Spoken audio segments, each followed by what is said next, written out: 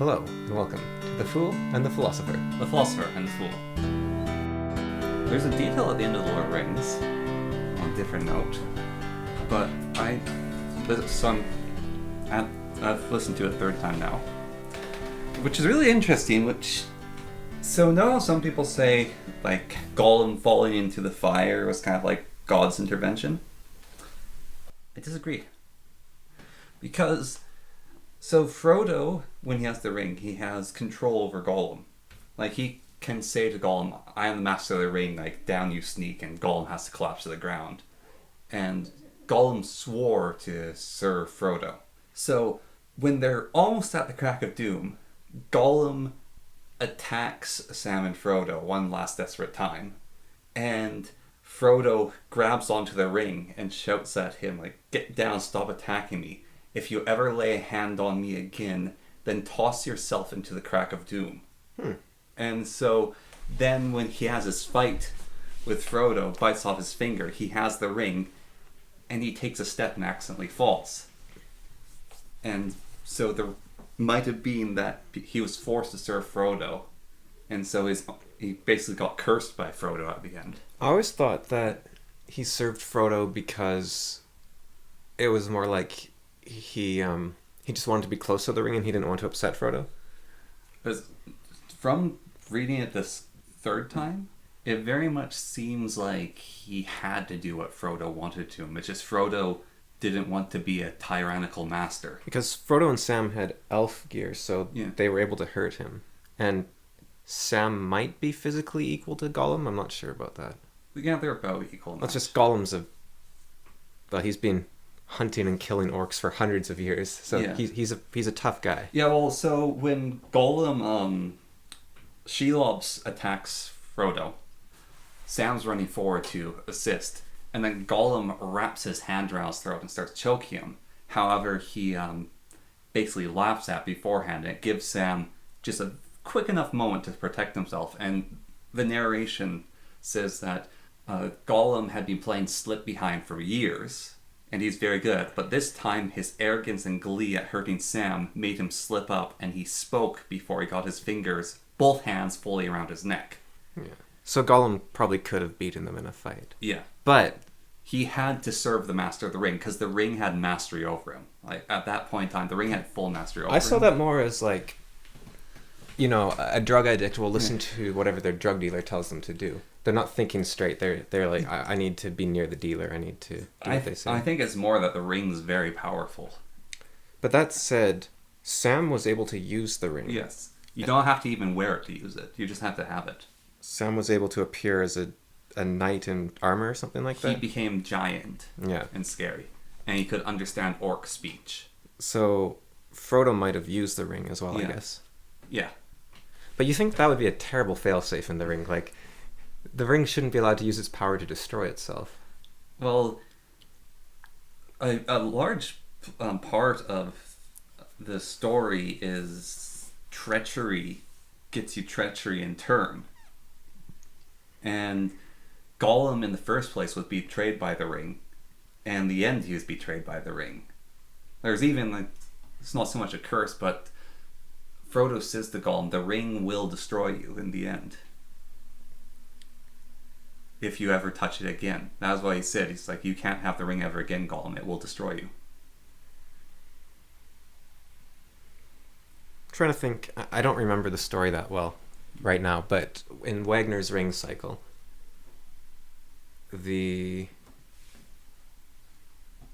so what's the equivalent? It's that you have this power to act without consequences, and therefore you become evil, I guess. Yeah. And you become a dragon. You become Fafnir. Was it the ring that made him into the dragon? Yeah, the dwarf. Well, dwarves probably have the power to do that already, but it was because they're shapeshifters. Yeah. But it was his greed that made him a dragon, and then Siegfried. Now, Wagner's Ring isn't the that's an opera based on the legend, I guess. So.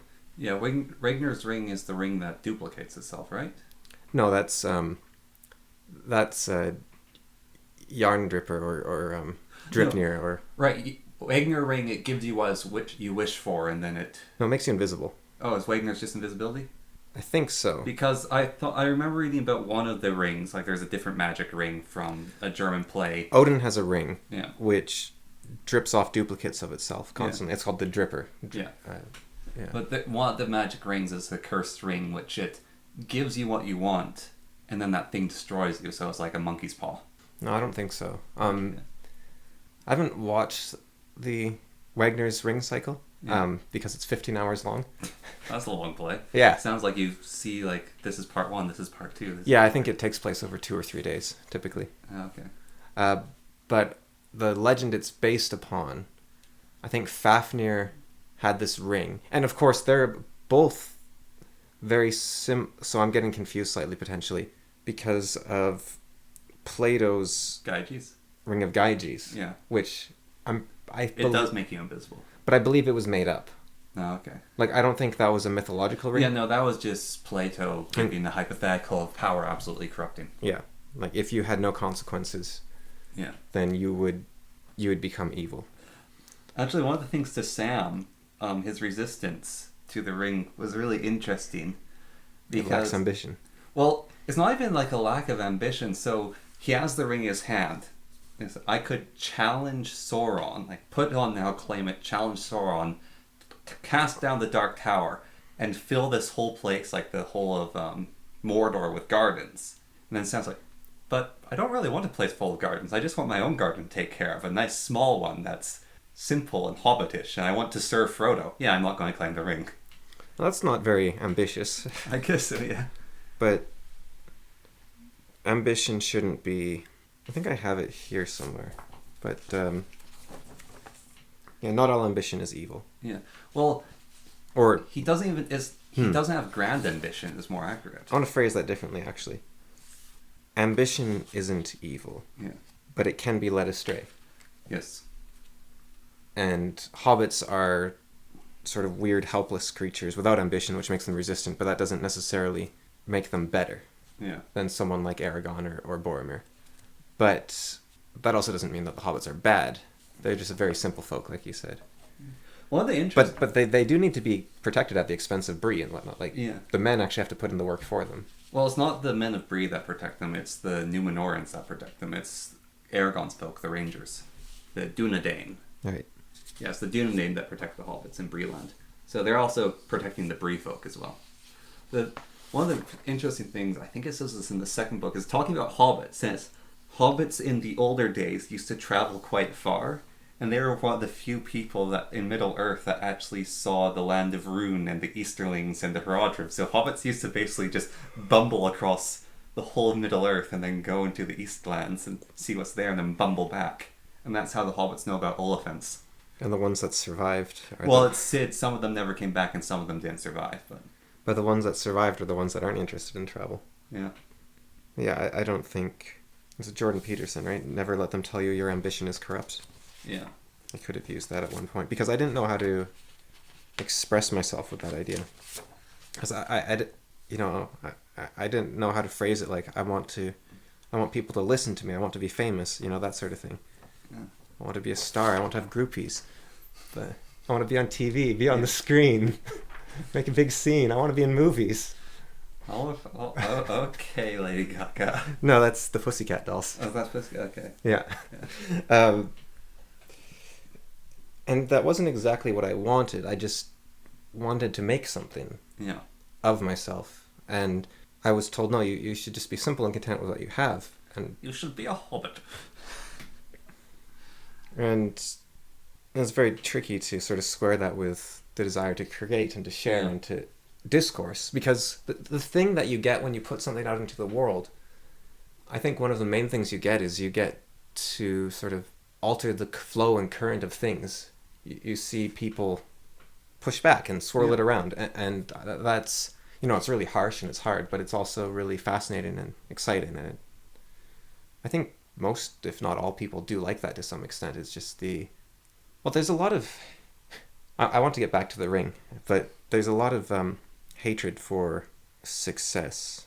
There's a playbook of the socialist that Hitler outlined, which is that you target the strongest member of the group you dislike, and you tear them down with everything you have. And because you're only targeting one person, the others say, just give it to them, and then they'll leave us alone. We don't want to deal with it. Yeah. And you make that idol that everyone used to strengthen themselves a mockery, and you tear them down.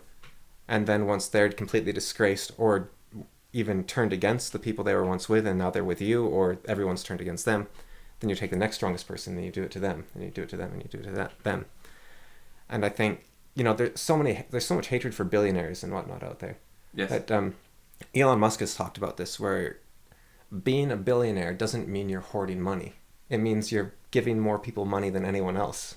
Yeah. It means you're investing in more things than anyone else. You're not a dragon sitting on a pile of gold. And if you are a dragon sitting on a pile of gold, no one can eat that gold. No one can you could make a house out of that gold, I guess. But you're not actually...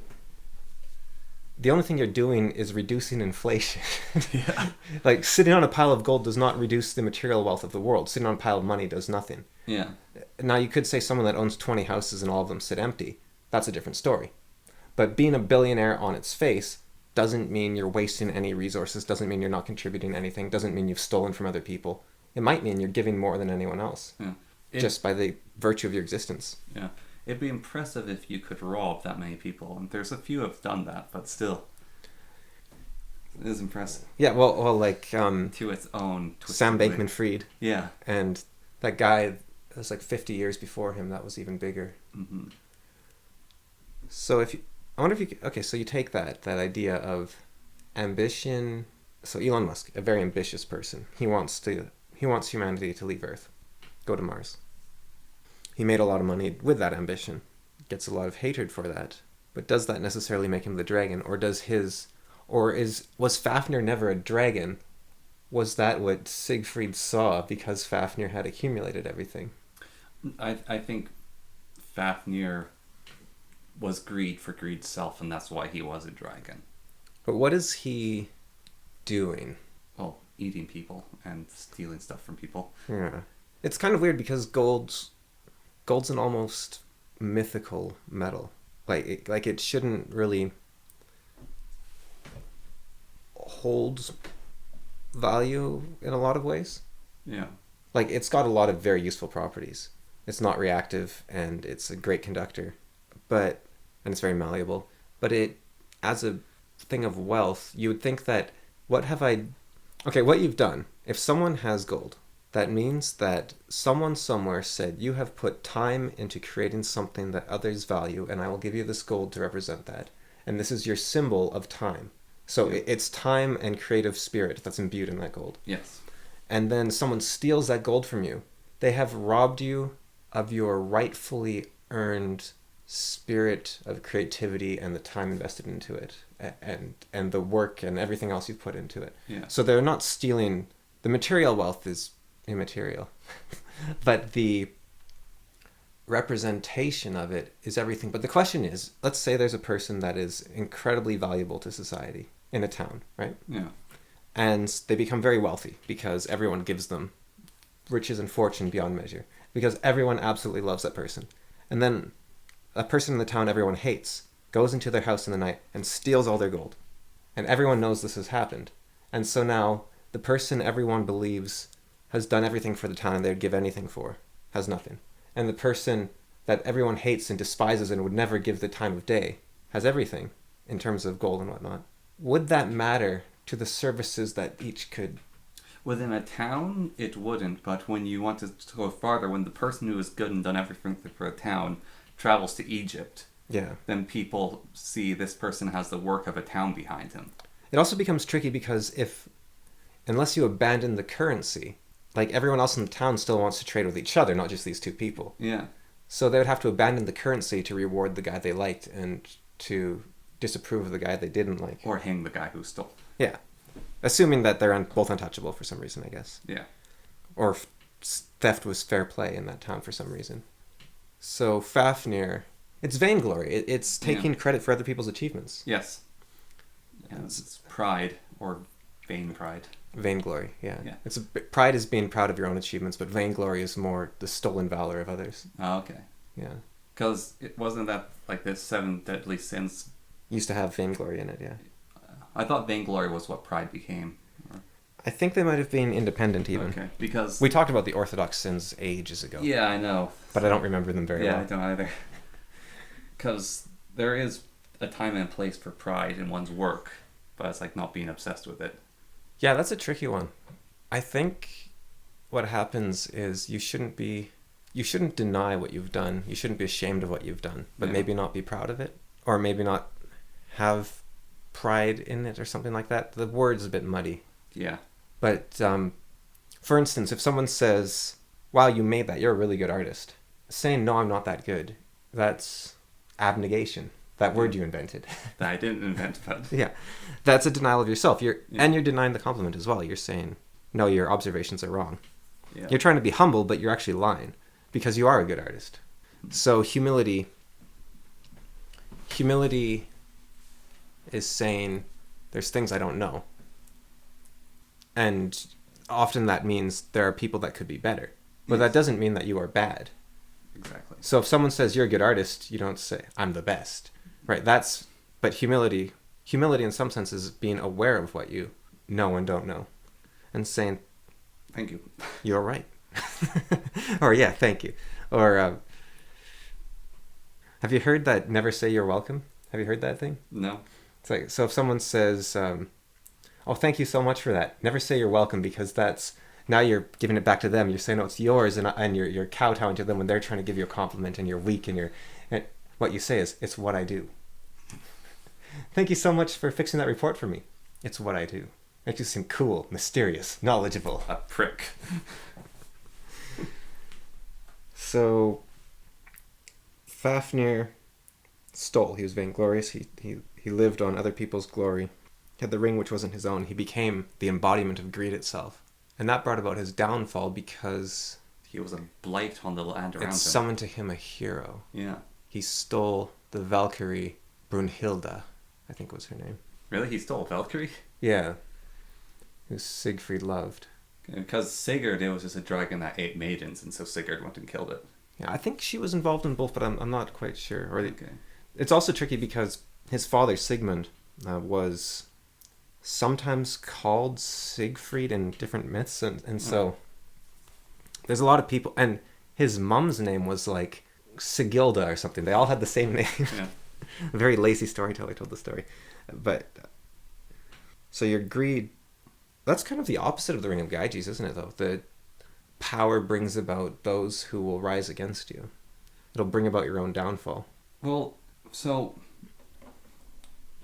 if you have a ring of invisibility, like the Ring of Gyges, so if anyone ever finds out that you have this ring, if anyone ever finds out, then all blame for anything after that will be put on you. Yeah.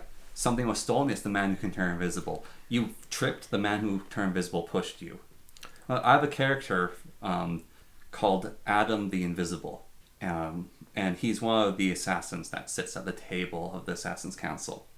So Adam never speaks, and he's actually invisible. And they never know if he's at the meetings or not, but they always act as if he is.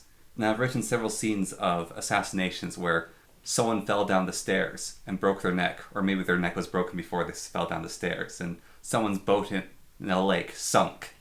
And just all these accidents that maybe they weren't accidents, and so it's like, did Adam murder them or not? And so everyone thinks Adam exists, but he might not, and it's just like any accident you attribute to the assassin Adam.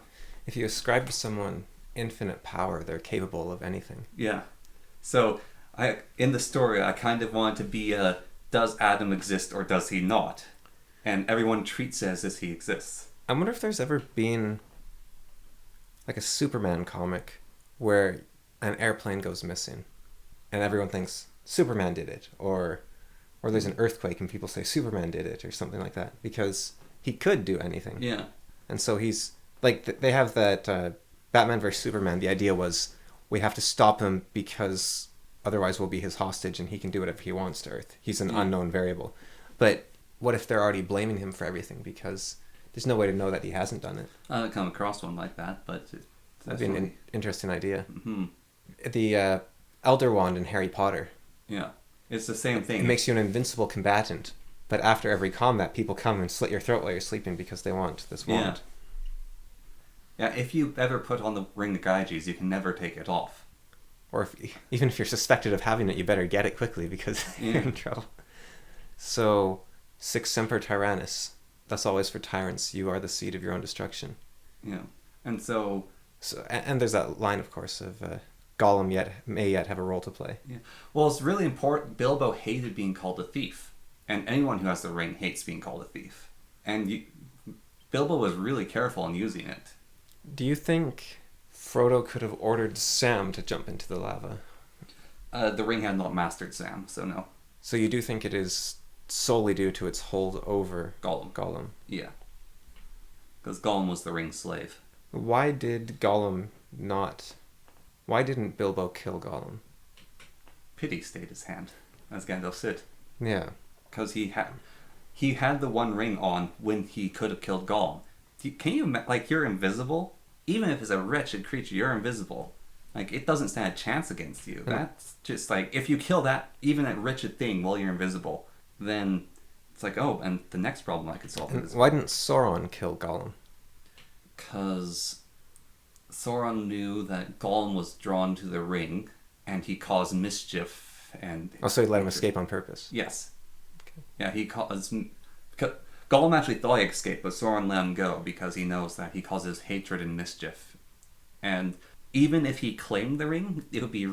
He is weak. He is so weak. He's being drained by the ring. There's nothing left in Gollum. And so if Gollum managed to somehow get the ring, Sauron would so quickly find him with the Nazgul.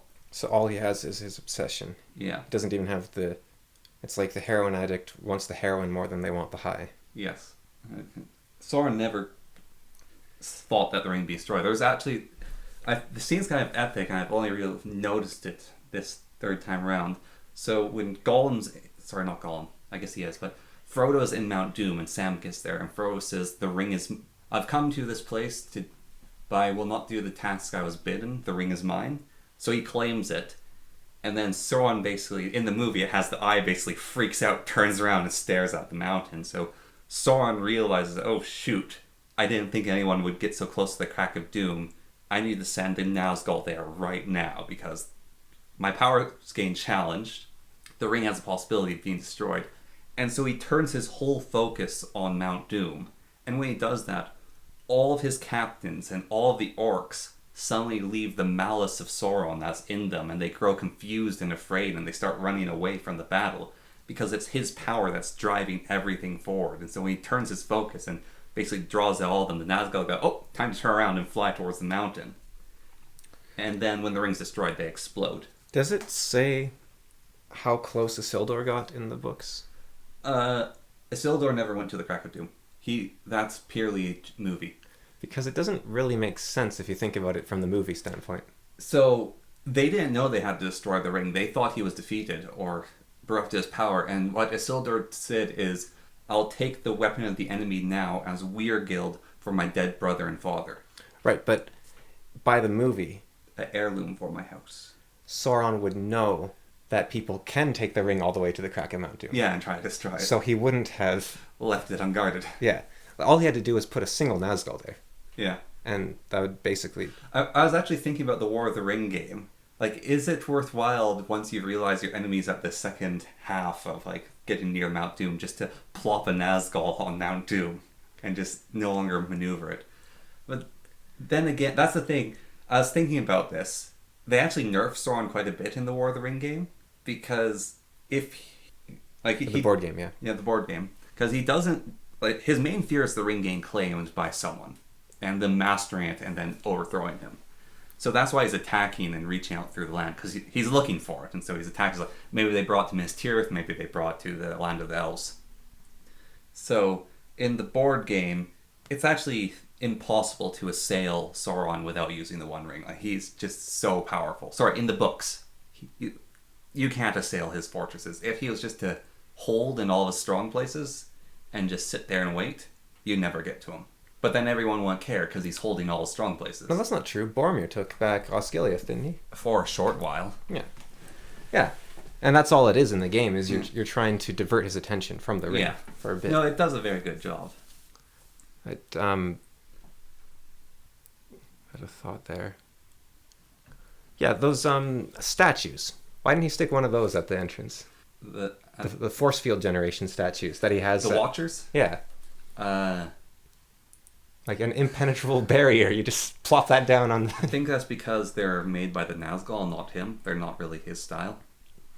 Like, he literally doesn't think of guarding the mountain. It's not in his conception. He wants... And it's the most evil place in Mordor. When Sam went in there, he took out the Vial of Galadriel, and light didn't come from it because all of his power is there. Like, you think the Witch King is just sitting there at dinner with him, and he's like, so, you want one of my statues at the entrance to Mount Doom? What? You know, one of those things that make an impenetrable barrier, and if the barrier is breached, they start screaming like a banshee? Nah. Well, the mountain's actually constantly collapsing, and the road to it, so there's a road directly from the mountain to Orodruin, which is the Plain of Fire where his castle, citadel, is. And the path and even the hallway that leads to the Crack of Doom is constantly collapsing whenever the mountain erupts. And so orcs have to go and repair it, and they get killed while they're doing that because of the fires. So I feel like Sauron probably just visits there every once in a while. So all he had to do was not have a road crew, and Frodo, yeah, even that. Frodo and Sam couldn't have made it up. That's part of the story, though, is his folly. No one would ever destroy the ring. Why does he need a road? Because he's the spirit of malice with a body. What's he look like? Probably whatever he wants. I thought he lost his shapeshifter powers. He lost his shapeshifting powers to appear lovely and graceful, but he can still take the form of wickedness. He could no longer deceive. So there's like a dude oh yeah, he actually personally tortured Gollum, I guess. Yeah. So Gollum's one of the few people that knows what he's like, I guess. Yeah. Let's talk to him. No, he likes torturing people. He does it all the time, and he keeps people alive as long as possible while torturing them. Did you read that line about Shelob? Like, did you notice it? How he likes cats or something? She's like a cat to him. Yeah, it seems like this really big diss against cat people or something like that. There's just this one line, which is, it completely... The Shadow of War game where Shelob wants to claim the second ring that was made. She doesn't care about rings. She just wants to be... I've said this before on the podcast. She wants to grow to this great bloated thing that crushes by itself. I just imagine this sort of chibi fat spider happily wiggling its legs as it's just crushing the dark pass over Minas Morgul. It's just happily just there. Yeah. That is literally what she wants. Yeah, they really... And if she was... And it's cool that they made her a shapeshifter because she was a dark thing that took spider form, but... But that doesn't mean shapeshifter at all, right? No. Like, that's just from nothing was summoned a thing. It took a shape. That doesn't... Well, she's not from nothing. She's the child of Ungoliant, the greatest of its spawn. Right, but what I mean is, if darkness takes form, that doesn't mean darkness can take any form. That means something has emerged from chaos. Yeah. Like if you draw... Well, if you forge a ring from liquid gold, you have this potential of chaos, but the ring isn't a shape-shifting object. It's just you have made this ring from molten metal. Yeah. She could also reconstruct herself over time, though. Like the claw that Sam cut off and the eye he punched. It was not known if she regrew and healed from the hurts he gave her or died. So Sam possibly killed Shelob. But it is not told in this tale. Yeah, and she's constantly adding to her hide to make it thicker and stronger. Yeah, layer upon layer. But I thought that was almost like a... Layer upon layer of corrupted growth. Like a bodybuilding regimen. Sort of like Mechanicus might do. Yeah. One of the things I missed until the third read as well is she was in that mountain pass before Sauron moved into Mordor the first time. So, and the tower, so there's Minas Morgul, the Tower of the Moon, and then there's actually a tower that's with the Watchers, I can't remember its name, that was made to watch the lands of Mordor to keep an eye on him. So basically when the men of Gondor and their power were walking up that mountain pass to get to the tower, so they're in Minas, whatever, before it's Minas Morgul, I think it's Minas Ithil? Yeah, Minas Ithil. They walk up this pass, and they have to deal with a giant spider that's just living there. I guess she could have been weaker back then.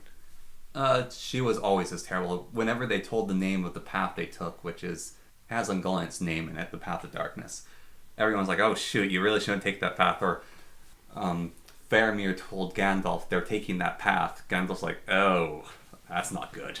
So why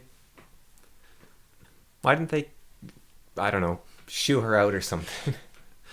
Maybe they couldn't.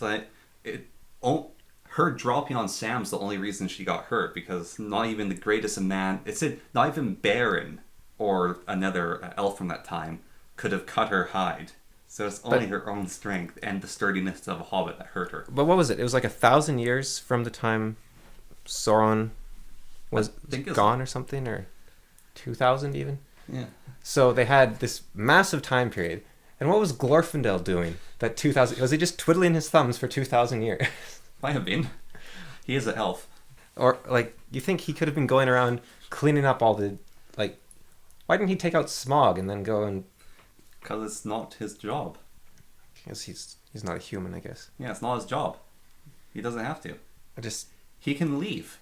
He can leave Middle-earth. If it ever becomes troublesome, he can just get out of there. You just think, like, the most powerful good guy in Middle-earth should be... Yeah, well, there's the whole, if Sauron had betrayed them, and so it would have been about 50 years before the War of the Ring, the Fellowship would have been like Glorfindel, Galadriel, Sauron, Gandalf, Radagast, Elrond. And so, like, that troop would have just rocked up to Mordor, and then the Nazgûl weren't abroad, but they're still around, so the closer they got to the mountain, the more powerful they would have been. But they would have been able to fight them. But then... Bilbo would not have been able to cast the ring into the fire. Yeah, and so, like, when they fought Sauron and Dugaldor, they did win. They drove him out. Yeah. Yes. But you can't really kill him without the ring, I guess. Yeah. So they would have never won. No. But what if it was like Bilbo and Glorfindel and Elrond, and so because Bilbo had the ring, right? Yeah, that's what I'm saying. So Bilbo wouldn't be able to cast it. So they would have easily rocked their way into Mordor with the White Council and Glorfindel. But I wonder if the ringwraiths would have started surpassing them in power if they got... Well, the closer they are to the mountain, the more powerful they become. However, so the movie also kind of screws this scene up, where the Witch King says, "This is my hour," and Gandalf's staff explodes. So in the book, Grom hits the door, and then the Witch King is chanting a spell each time it hits the door. On the final one, the doors actually explode, which is not what a battering ram should do. So it's the Witch King's spell that blows the doors to pieces. And then Gandalf's there, and Witch King says, "This is my hour." His sword bursts into flame, and Gandalf is ready to fight him. Then the horn blows, and the Witch King's like, "Oh shoot, unexpected thing has happened. Those damn Wozes brought them on a secret road." So he turns around to run away to go deal with that and marshal his troops. And Gandalf's ready to go charge after him and kill him. And because Gandalf the White this will be my greatest challenge yet. But he's pretty certain he can beat the Witch King. But then Pippin shows up, or Merry, I get them mixed up, but one of the hobbits shows up and says, Denethor has gone mad. Paragon's up there currently fighting to try to protect Faramir's life. Come up here and save him. And then Gandalf says, "Ugh. Well, I fear that to stop this one evil, a greater evil may befall. However, I have to go save Faramir." And so he goes to save Faramir. And that's how Theoden dies.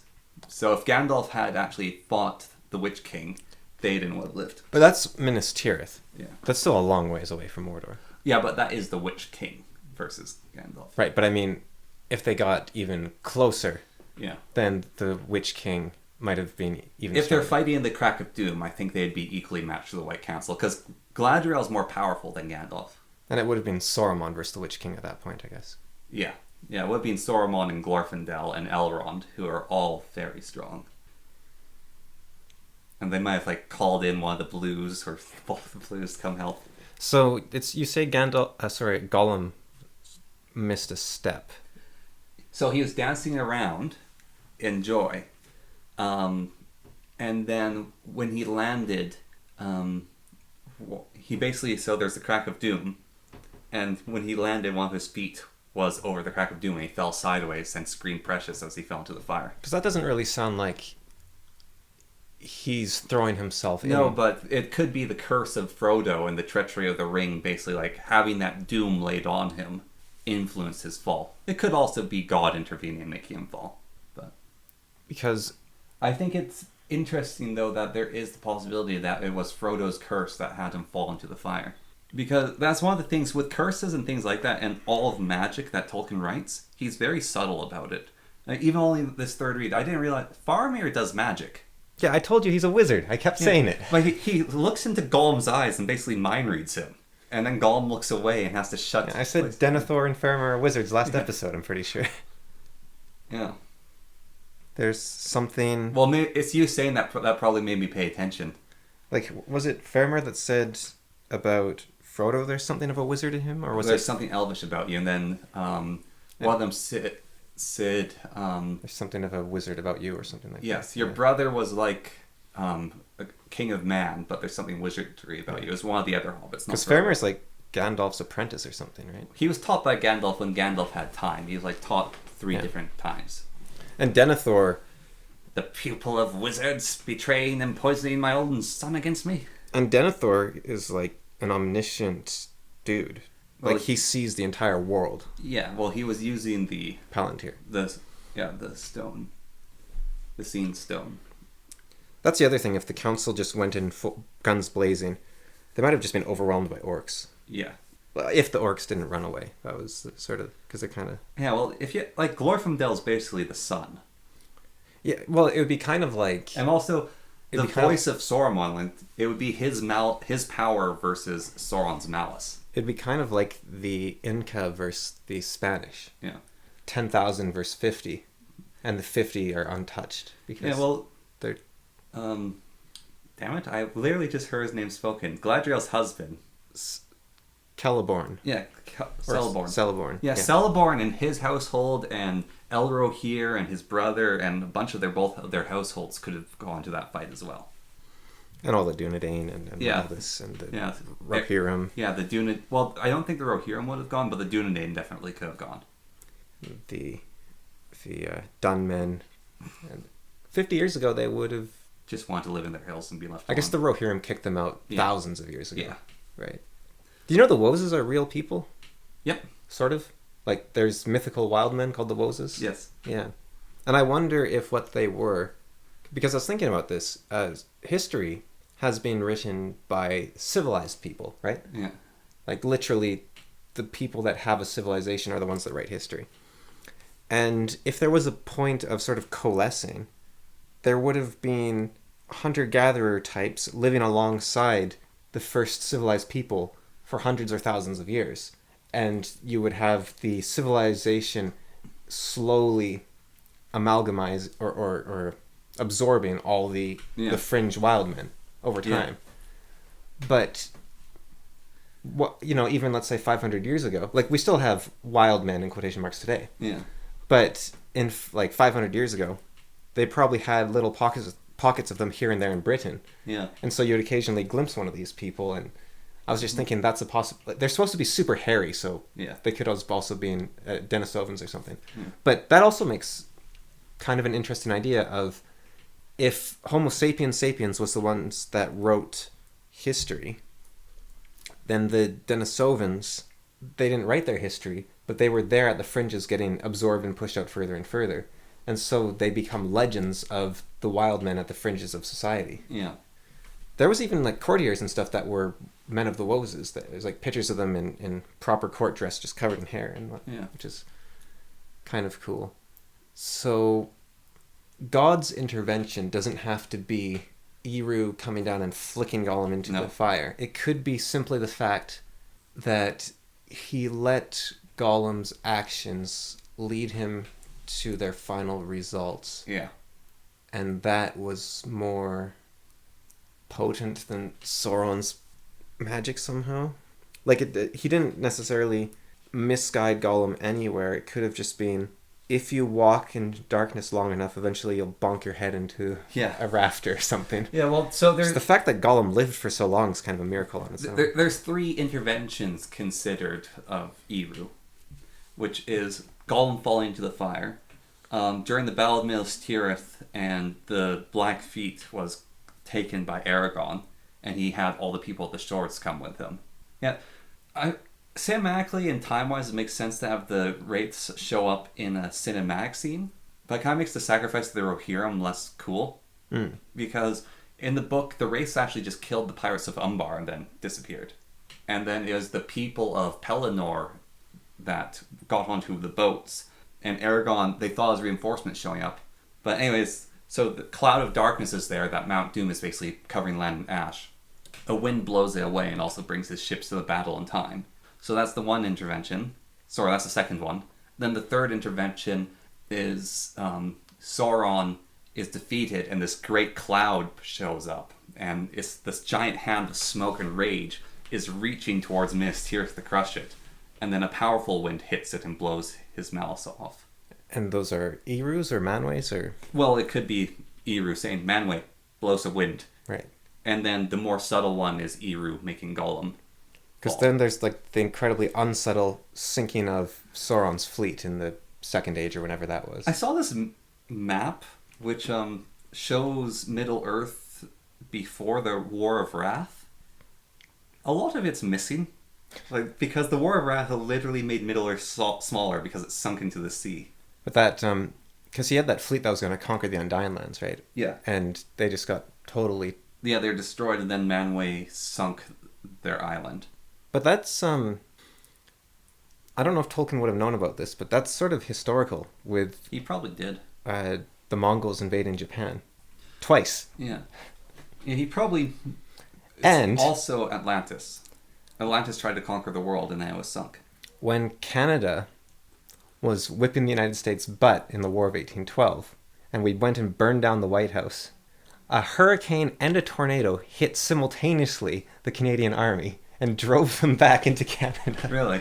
So if there was ever a sign that the Americans have God on their side... Yeah, well, actually, you know what it is.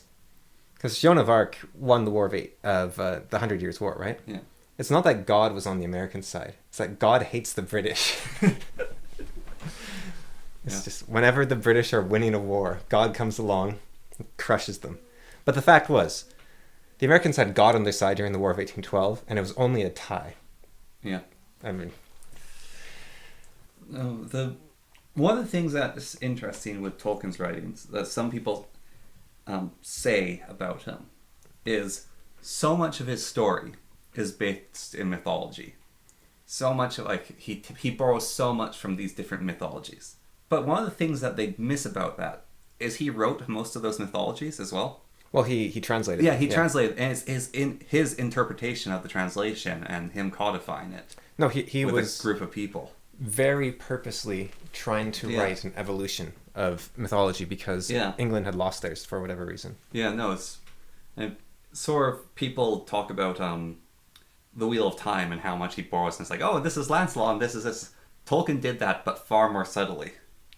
And both of them did it on purpose. Yes. Like, not just on purpose because they wanted to borrow from mythology, but on purpose because the very fact that they were using mythology was part of the point. Yeah. Like, Robert Jordan wanted to say, mythology is just the cycle of time. Yeah, it's the Wheel of Time. And Tolkien wanted to say, this is the British myth that we never had. Yeah. Because our myth was lost or destroyed or shattered. Yeah. Probably by the Romans, I guess. And the Norse. I was looking up King Arthur. He's Finch. No, he's British. He's King of England. Britain. But he's he's English. Yeah, most of the stories come from the French, though, because they really liked him. But it's kind of weird. I wanted to look up the time period. Like, when was King Arthur alive? Yeah. And I saw a few answers, but the sort of common one was the year 500, roughly. Yeah. So that would have been 300 years before Charlemagne and Roland and those guys. Okay. So in the year 500, like if you look at the Paladins, right? Yeah. They were not wearing white plate. They were not wearing Gothic plate. No. They were wearing chain and like really colorful sort of. Some of them were wearing turbans, actually, because they're kings from the south. Like, one of the Paladins is literally assaulted. So they are not the classic knight, because that technology is from the 1800s, and these guys were from the 800s. 16. Well, like the really advanced full like Renaissance armor. Yeah. Yeah. And then I think even white plate was like 17 or 18.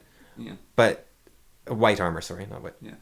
So I've worn what is it called? I've worn 16th century armor, and it's like the multiple plates on each other. Okay.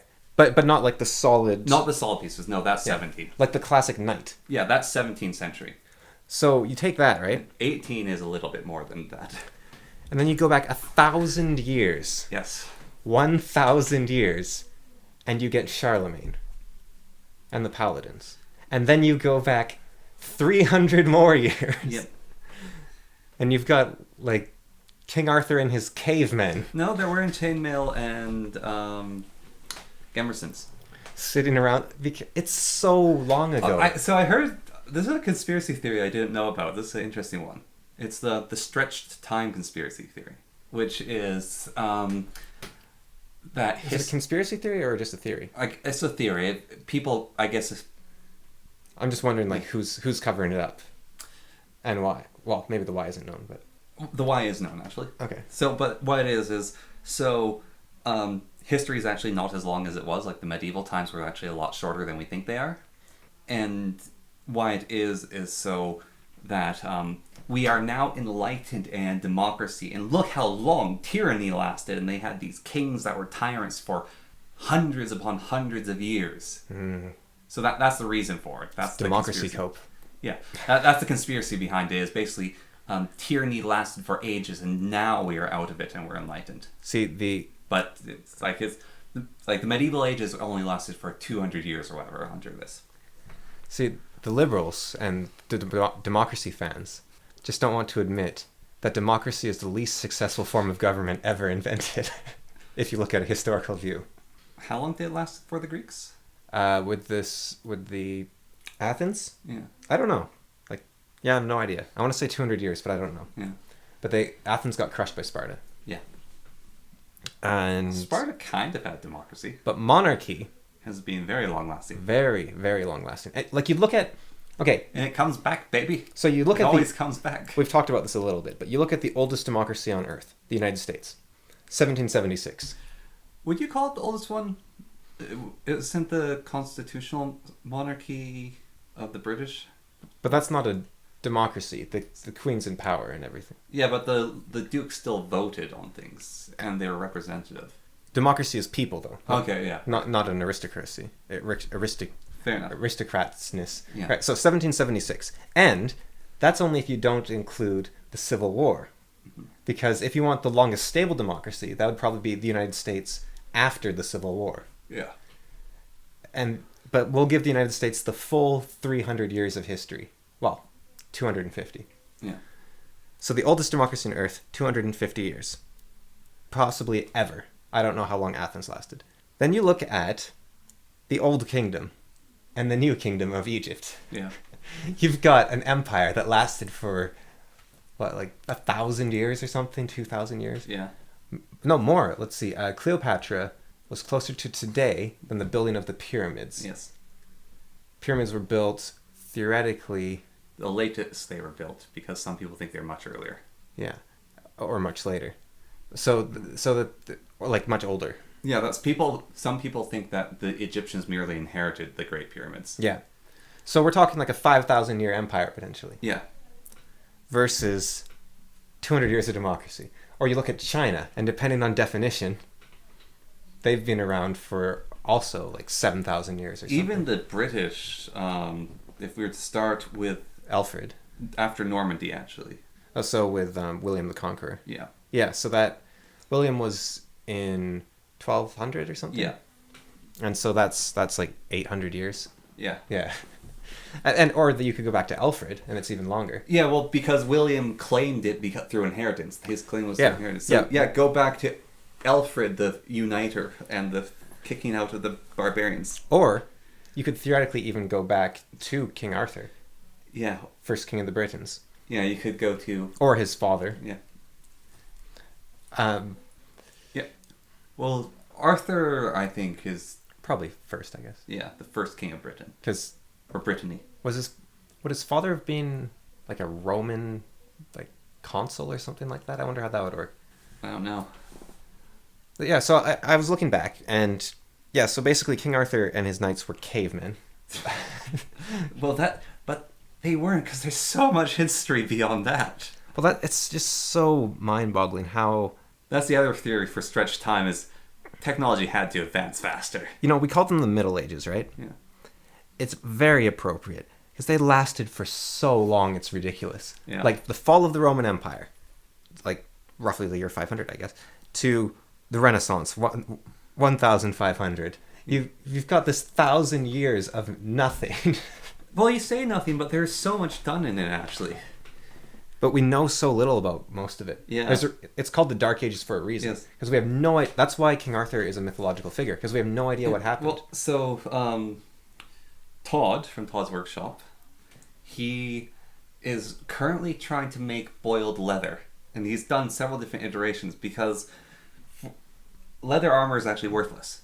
Like, if you just leather that had nothing done to it, it's a piece of garbage. Like, it will protect you slightly, like leather riding gloves, motorcycle stuff. But someone swings a sword at you or stabs you with a knife, your leather armor's worthless.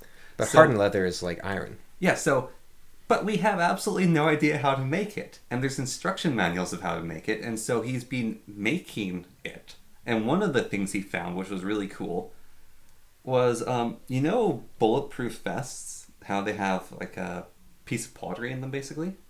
That's what boiled leather was like. Like, one of the versions he made is you have it, and then you stick it into a gamerson, and like this thing, you hit it with a sword, the sword's blade will go dull, and a chunk of it will be missing. Like, he took a piece of it, and there's a tree, and he sharpened the hardened leather, and then started chopping pieces out of the tree. Like, it's this solid stuff. And so he's made a second layer, I haven't seen the videos of yet, which was, it's a recipe that you mix glass into it, so you powder glass, and you mix that in. And so they actually had fiberglass. And so it binds it together and makes another layer. Wow. And so he's like tried a whole bunch of different ways to make it because it's really weird stuff. But then you take that, right? Like the fight book. Yeah. It has tanks and it has mobile bombs and it has... Flamethrowers and it has diving gear. Yeah. Like underwater diving gear. Submarines. But that's what? 1500s? 1300s? Yeah. Let's say the 1300s. That's 500... No, sorry. That's 800 years after King Arthur. Yeah. And then, so, I used to think it was weird that fantasy always had the ruins of a great empire. And I guess what I didn't realize when I was little... Is that what the Middle Ages literally dealt with? Was everyone was emulating the Arthurian legends. Yeah. Because King Arthur and his knights were adventuring in a land where there was this world-spanning empire that had fallen. Yeah. Called a Rome. Yeah. And it had once... like aqueducts and these baths and... So there's these statues. I don't know if you've seen this mod. Someone added a mod to Skyrim which adds an aqueduct near Riverwood. And it looks absolutely absurd, right? It's like 400 feet tall. It's bigger than like anything else in Skyrim, basically, right? It's this solid wall. Yeah. That's this eyesore. It's unbelievably large. Yeah. And I was looking at it like, this is the most unrealistic mod I've ever seen. Some sort of joke mod. I went to the comments of the mod. Bunch of Italians, bunch of Swiss people, bunch of Austrians saying, this looks just like the one by my home. And it's, what kind of alien world do you live in? I haven't seen that, but so one of the versions, Mountain Blade, I believe is a mod, added Roman ruins to Caldera. And there's aqueducts, and sometimes when you fight in a battle, you see them, and they're huge. It's just... But it's like a dam. Yeah. Like the size of a dam. But it's just freestanding. Yeah. Crossing the river. And you see this thing, you're like, that's the most unrealistic looking thing I've ever seen. And there's people commenting from those places saying, this looks just like the one outside my village. Well, and I wish we had seen those when we were in Italy. I remember seeing a video which was talking about the Roman roads, and it was insane. So these were the engineers, so the Roman Engineer Corps, which the sappers in Malzahn are based off of, which they were told to connect Rome to Gaul, and Roman roads had to be straight and they had to be level. That's like, they could have turns, but their turns had to be at right angles. Yeah. They had like these insane rules. And it was talking about one of the challenges they encountered was this really hilly land. And instead of carving just a path through it and having banks, they didn't do that because the Romans had to transport troops along these roads quickly. But enemies could also use these roads. and the hills were not conducive to the Roman fighting style because they wanted flat plains. So they didn't carve a path through the hills. They flattened the whole landscape, then built the road on top of the flattened landscape, because this was an important area that they needed to control. And it's just like you think about what the Japanese do, and they do just carve paths through things, but these Romans from like the time of Jesus, so 2,000 years ago, were like, yeah, that hilly terrain needs to be flat for our military purposes. That's the other weird thing about the historical image that we have. We have, from the Renaissance to now, a lot of information. And then it goes dark, right? And then the Romans, we actually know quite a bit about. Yeah. And we know quite a bit about the Greeks before them. But then you go back to Romulus and Remus, and suddenly we're in this sort of dark zone again. Yeah, where it's like, and before them the Mycenaeans and Mycenaeans. Well, you've got this mythological king, and it's mysterious and whatnot. And then you go back, and then there's the Bronze Age collapse. Yeah. And it's this area of we have no idea what happened. But then there's ancient Egypt, and we know quite a bit about what happened. It's their record keeping. And then you go back before Egypt, and we have no idea what happened. But then you go back to the First Nation mythology 10,000 years ago, and we know a little bit about what happened. Well, we also know a little bit about Byzantia and Summer. Sumeria? The Sumerians and and whatnot, yeah. Yeah, we know a little bit about Byzantiums were the Romans. Okay, yeah. Right. Mesopotamians. Yeah, the Mesopotamians. Yeah. Yeah. Between the rivers. Yeah, we know a little bit about the first state, because they also had records, and they had the cuneiform, and we read those. Yeah, and the Chinese had records, but we have these pockets of... We have these areas of what happened here. And the weird thing with those what happened here areas is it seems like nothing happened in them. Probably a lot happened. What happened is we got to the point where the information we have started again. But we... Like you were talking about the Minoans. They were doing stuff we can't do today. Yes. The Inca were doing stuff we can't do today. Not much. We can do almost everything they can and more. Yeah. You look at the Roman... Well, so the Incans, this is something our uncle told us about. So I knew about the thing that you can't fit paper between them, but I didn't know about them dancing. Do you know about the dancing of the rocks? So when an earthquake happens, the rocks actually like jump up and down and dance. And so the structure stays stable. And then when the earthquake stops, it all settles again and you can't put paper between it. And so the way they were laid is it can take earthquakes and like the ground trembling and then it just settles back into place. Wow, that's pretty cool. Yeah. Yeah, and we're not doing that at the very least. Maybe we can, but... we have things sway instead of dance. I mean, you look at... Well, the Romans... They're concrete. Have roads that are still in perfect condition today, right? They paved the road over that way, like a year ago, and it's falling apart. We also have different land in their area. No, I'm pretty sure that the Romans had secret technology. Frost heave is brutal. The Romans... If the Romans had built that road, it would be as fine as it was 10,000... Well, they still use the Roman roads in places in Italy. We've only recently been able to make concrete the same way the Romans did. It's as strong as their concrete and long-lasting. So, yeah, the story of human history seems to be... You rise to these moments of record-keeping, and then everything vanishes, and suddenly... Sea people come. Suddenly it's all lost, like that. Well, so one of the things about Alfred, why we know so much about him in his time period, is Alfred actually noticed this. So he realized that a bunch of the records of his forefathers and all that happened wasn't known, but they still knew a ton about the Romans and what happened in Rome.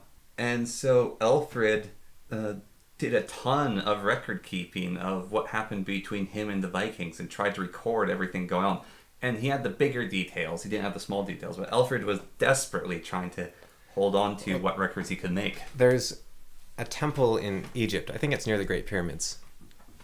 But its walls are completely covered in carvings of histories from books that no longer exist because the priests, theoretically, were like, we need to get this stuff down so it won't get lost. And so, yeah, the Egyptians were very much too. We need to put this in a format that won't get lost. And the Ancient Apocalypse, if you've watched that. No, but I've read you've read his books. Like, those people seem to be like pointing things out. Like, look to the stars and this giant snakes everywhere. Is it about Göbekli Göbek. That's one of the places. And like in Armenia, they have that fallout shelter that's like there's the fall shelter, and there's like 10 stories, a 10-story tall bunker underground with air shafts for water and food. That's in supplies. Turkey. Yeah. And then in America, there's a hill that has a snake carved into it, and the snake's pointing at the same thing that all these other places are pointing at. Yeah, I think there are ways to there are reasons people would all point at the same thing. It's really cool looking. Right. Like for instance, they also all use snakes as well. If you came across two tribes on opposite ends of the world that worship the sun, you wouldn't say they were descended from the same group necessarily. It's just like, yeah, that makes sense. Yeah, I do like. There's obviously more to that, to Graham Hancock's theories, but also it's off the coast of, I think, somewhere in Central America off the coast. There's these giant roads that are just built into the sea. Yeah, those are theorized to be natural, but they're also theorized to not be natural. There's there's a lot of divers that say these don't look natural at all. I told you about those giant walls in Russia, right? That people think they're natural, or some people claim they're natural, but they're these giant. They look like giants built walls throughout Russia. Yeah, well, if you look at a map of Mordor, it looks stupid because it's a cube. And then you have the Giant's Causeway, which the Irish legends say Finn McCool built. Yes. And apparently, if the tide is just right, you can actually take them to Scotland from Ireland. Wait, so are the Scottish giants, I guess? What was he trying to... Finn McCool is the ancestor of the Scottish. He is a character in both their legends, isn't he? He has a different name. Yeah. But yeah, he is in both of them. Apparently he killed some corrupt members of the Fianna in his time. Yeah. So there was always corruption within the group, but he was fighting back against it. Yeah. And it was after he was gone that the people stopped. So corruption is always there. It's not that there was these great people that fell into the wayside. It's that people stopped trying to push back against corruption. Yeah. That was the problem. As long as people were trying, there was hope. But then the organization fell apart. Yeah. So yeah, I was going back. King Arthur. There's also my book that encyclopedia you got me of mythology. One of the many. Said that Julius Caesar was a contemporary of King Arthur or something like that, which doesn't make sense with that timeline. Because he would have been more like the year 60 BC or something like that. Or 30 maybe. But if King Arthur was that old, that's also kind of crazy. But then... Well, in Vinland Saga, which is very historically inaccurate, one of the characters is a Briton, and he wants to free Brittany from the Vikings. And he pretends to go insane, and so he dresses up like King Arthur. And he has a Roman-looking sword, and he's wearing he looks like a senator. He's like has that robe wrapped around him. So he looks very Roman when he's pretending to be King Arthur. There's something weird about King Arthur's sword. What was it? I was trying to figure out who made it, I think. Was it Wayland? I don't think it's known. I think it was made in Avalon. Oh, okay. Because I thought Wayland made the sword in the stone. I don't know if he made Excalibur. Well, that's the other thing, right? They might be the same sword. But he got the sword from the Lady in the Lake, didn't he? Sometimes. There's multiple myths. Oh, okay. And in some of them, the sword in the stone is Excalibur. And so it's one of... But also isn't the sword in the stone Hrunting? Or...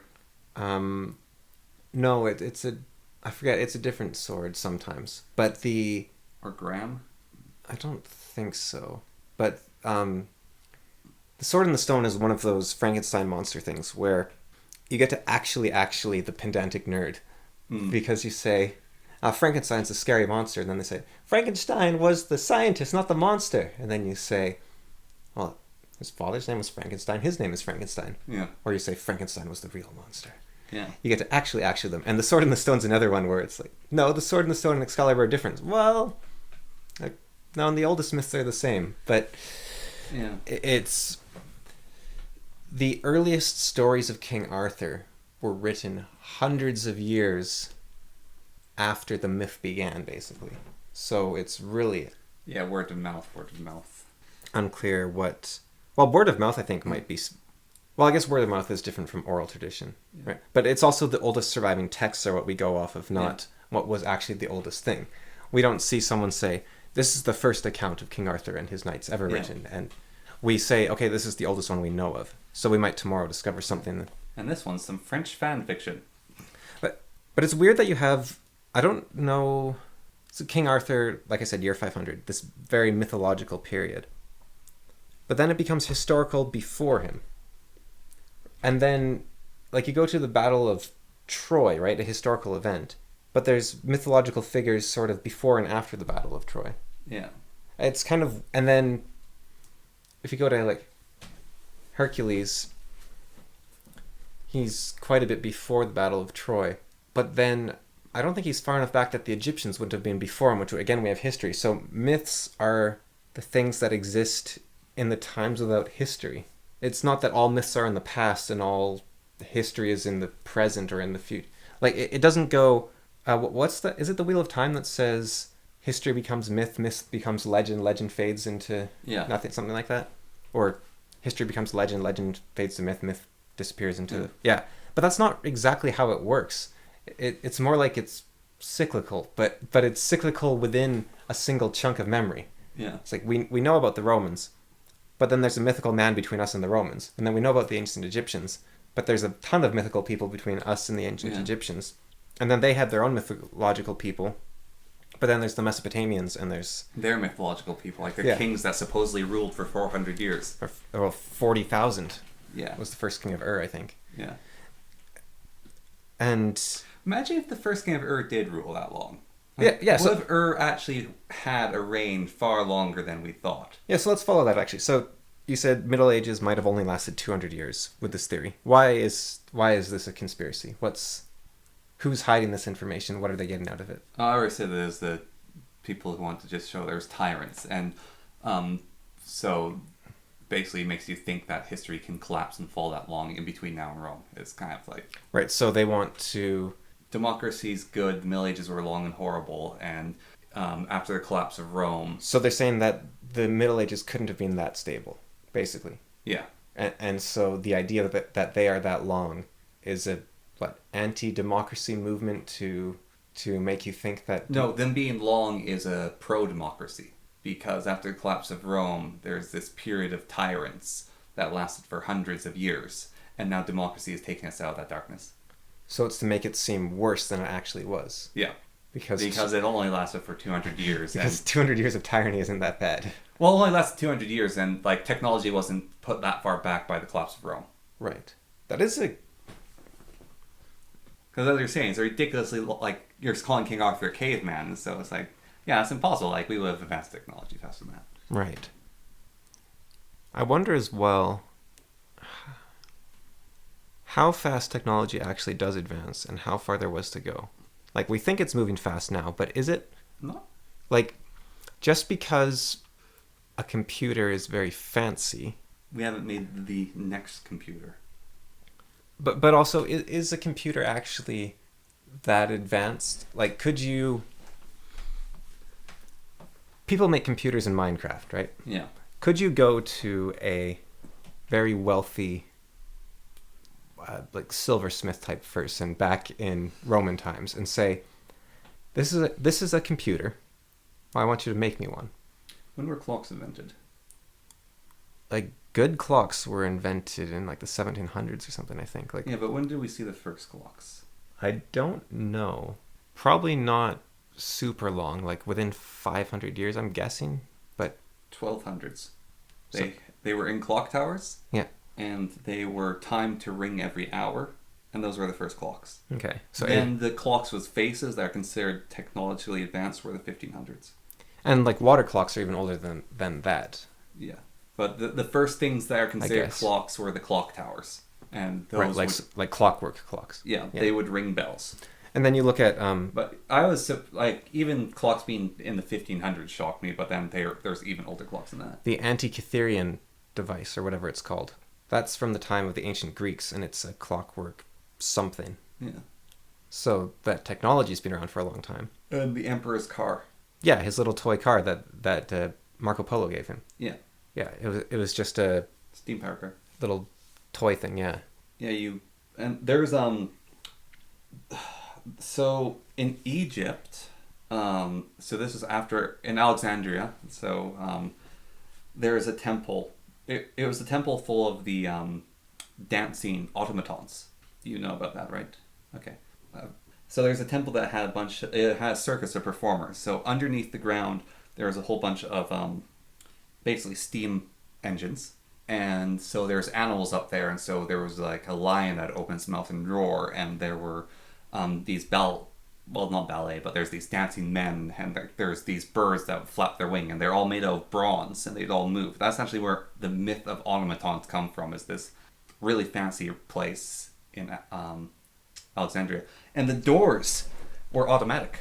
So you'd walk up to the doors, and you would just, I think it was either you'd like pull a lever or you'd just touch something, and the doors would just swing open, and then you'd walk through and they'd swing closed behind you. And so you just had to touch them. Do you think... So was this was in Alexandria, it wasn't something Alexander the Great saw? I think it was built after him. Right. But it was before the sacking of Alexandria. He's another weird one. So it's quite old.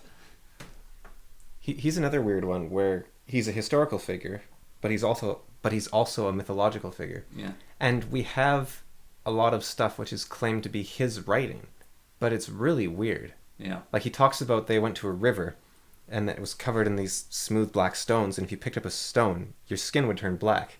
Huh. And he talked about how he caught a griffin and flew it up, and how he wanted to see the bottom of the ocean, so he went into a little iron bell jar and was lowered into the ocean in it, and all sorts of stuff like that. Yeah. And, well, he ventured across the whole world at the time, so he probably did see some pretty crazy stuff. and these letters are written to his mother. They're not his diary or accounts of his adventures. He's like, "Dear Mom, today we came across the fountain of immortality," which was another thing they went looking for, and we didn't find it, but one of our guys did, but he got lost. And kiss Alex. And now the thing is, they could be fake letters. Obviously, they could be someone, probably a medieval person writing a little fan fiction about him or something. But if they're real, he was doing some very weird things. Yeah, well, also there's the writings of Pliny the Elder.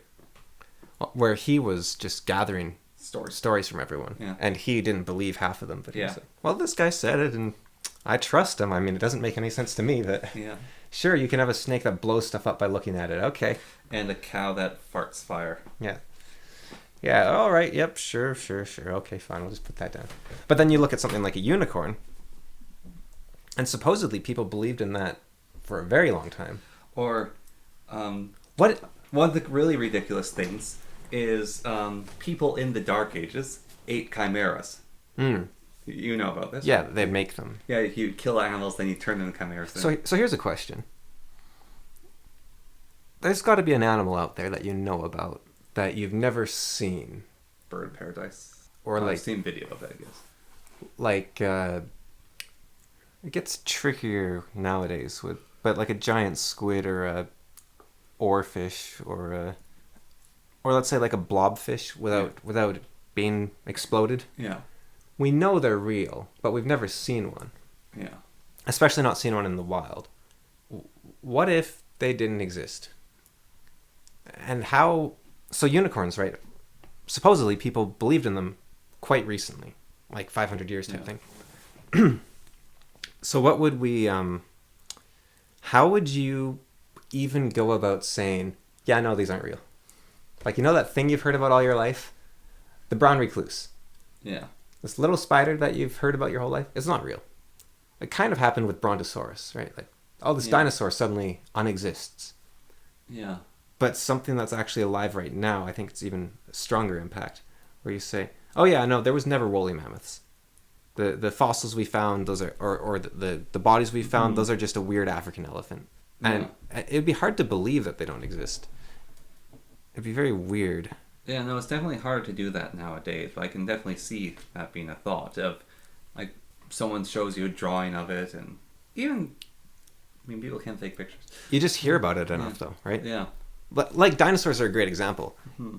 Tyrannosaurus might just be a weird collection of like shark bones or something. Yeah. Well, even what we think of, like, we've moved to, okay, they had feathers now. But even with that feather, we still keep the structure, and there's that guy who did the drawings of animals on Earth if they were drawn like dinosaurs. I've seen a new picture of a T-Rex that has a bit more fat on it. It's a bit more of a chubby, giant chicken creature. Yeah. And it kind of makes... The original Tyrannosaurus is a very cool-looking thing. Yeah. But what is it at this point? Well... It's like a new mythological creature. Yeah. Well, so one of my thoughts I had is we have a lot of animals, even us to an extent, like our tongues, right? They don't have bones. We only got those fossils. So it's like the T-Rex had these tiny, silly little arms. What if it's like underneath those tiny, silly little arms, there's like these tentacles that came out of it, or its like tongue is super long and grasping, or what are they called? The long necks, which we think they were too heavy to be on land. Like they had giant sacks on their back full of helium, and so they actually like floated around. And well, it's funny. You look at my my books from when I was a kid, and they have theories about like Apatosaurus living in swamps. Yeah. To support their body weight. Yeah. Or how their bellies drag the ground as they walk. Yeah. And they're sort of like this giant dragging lizard creature. And how all the animals might have died out because the plants had a biological change that became poisonous to all the dinosaurs. Yeah. Or how there was a winter that was super long and it killed them all. That's my childhood books. Yeah. What has always been the fact and truth in science is something that has occurred within like 10 years. Yeah. It's kind of crazy. History as well. A lot of the medieval stuff that we're talking about even during this podcast is brand new. Yeah. That wasn't known about 10, 20 years ago. There's stuff, I don't know if I've talked about it on the show before, but Ultra, or Operation Ultra, whatever it's called. MK Ultra? No. It was the operation to crack the Enigma device that the Germans had during World War II. No.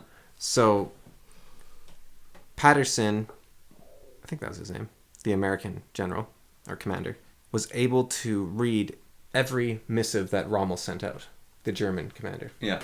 German general. And so he was completely outmaneuvering him just by, like, he would read Rommel's message and Rommel would say, all right, we're going to send 10 platoons over to this section of Africa on this day. Yeah. And he'd be like, all right, well, we know exactly where they are. Let's go here instead. And so the history books after World War II said that Patterson is the greatest general to ever have lived.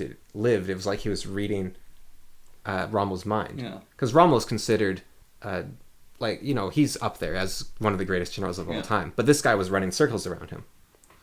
And then when Ultra was revealed that the British had actually cracked the Enigma device and were reading the Nazis' missives this whole time, the history books changed. And one guy said something like, we thought that Patterson was reading Rommel's mind. He was reading his mail. Yeah. Well, they also... They didn't want to reveal they'd cracked it, so they let that one city get bombed. They did a bunch of stuff like that. And they had that they had that air base that... they deconstructed an air base and then put inflatables in its place. Because you know about the fake air bases? Mm. There's one air base that they really couldn't afford to have the resources destroyed, but they knew it was going to get bombed. But they didn't want to AA gun or counter it. So they just took everything important out of the base and then put a bunch of fake stuff in it, and it got bombed. Yeah, they definitely let the Germans get ones over them, because if you're countering everything, then it's really obvious that your messages are being leaked. Yeah, but those are just little things where history changes suddenly. Yeah. And now we all know that it was always this way. And then tomorrow we learn that Rommel was actually just sending him messages because he really didn't like his position in the war. And he's like, hey, we're going to do this. You look at Africa has all these troubles, warlords appearing, and the Middle East as well, right? These warlords appear, and then then there's a civil war, and there's this horrible chaos and this mess. And there is a link between these warlords getting deposed and them wanting to move away from the American dollar standard. Yeah. There's a correlation of, they say, we're going to switch to the gold standard, and then suddenly there's a revolution or they get assassinated or something like that. That doesn't mean the Americans are doing it, but it is a possibility that we learn 10 years from now that all the chaos and strife in South America and the Middle East and Africa is actually a war for the economy between the American government And the world. and the Martian aliens or something. Oh, yeah. Or Russia or the communists or it's a way for the Americans to force the rest of the world to use their money. Yeah. There's theories that the only reason that we haven't moved away from fossil fuels is because America sort of has the monopoly on fossil fuels. They have the petrodollar. And so because the American dollar isn't backed by gold, right? Yeah. Which means the only thing that it's backed by is force. Basically, they have to force another, because America's trillions in debt, and yet their money remains stable and everyone trades their money. And so you say, well, why wouldn't everyone just say, no, your money's worthless to me now, your inflation's out of control? And the reason is because America can back their dollar. Yeah. They can say, no, you will take my money, or I will feed it to you. Yeah. So, and that isn't a conspiracy theory. That is just the American dollar, because it's not based on gold, has to be based on something. And so it's based on the fact that they can back up their money. Yes, there's a reason why they spend so much on military. Because, well, it's free in a sense. Yeah. The more you spend on military, the more your money's worth. Yeah. If you look at it that way. I'm sure it's much more complicated than that. I feel like it's a beast that's gotten bigger than the rider can handle. Yeah, and it's always, there is rarely, if ever, a single mastermind at the head of this. Well, it's often a bunch of people in their own little place doing their own little thing. And even if there's a single mastermind at the head of it, we have great historical example of how bad that can go with Otto von Bismarck. Yeah, the World Wars. Yeah, you can have, but he was a diplomat, right? Yeah. So we saw him acting. It wasn't like he was showing you one hand and punching you with the other. Although maybe he was to get everything done in the end. Yeah. But, well, I guess you could say the same about America. It's like, wow, they're really rich. They get stuff done, but we don't actually know how. But think about this one way. Like, he got fired, and his system collapsed, and it destroyed the German kingdom. So, like, was he a smart enough man? I know there's people who study Bismarck. Was he smart enough and clever enough, and did he have enough Machiavellianism in him? That's like, I'm going to make a fail-safe in all that I do, that if you ever do fire me before my time, you will rue it. I don't think so. I think what happened was he was the only one holding it together. Yeah. And Wilhelm really needed his advice.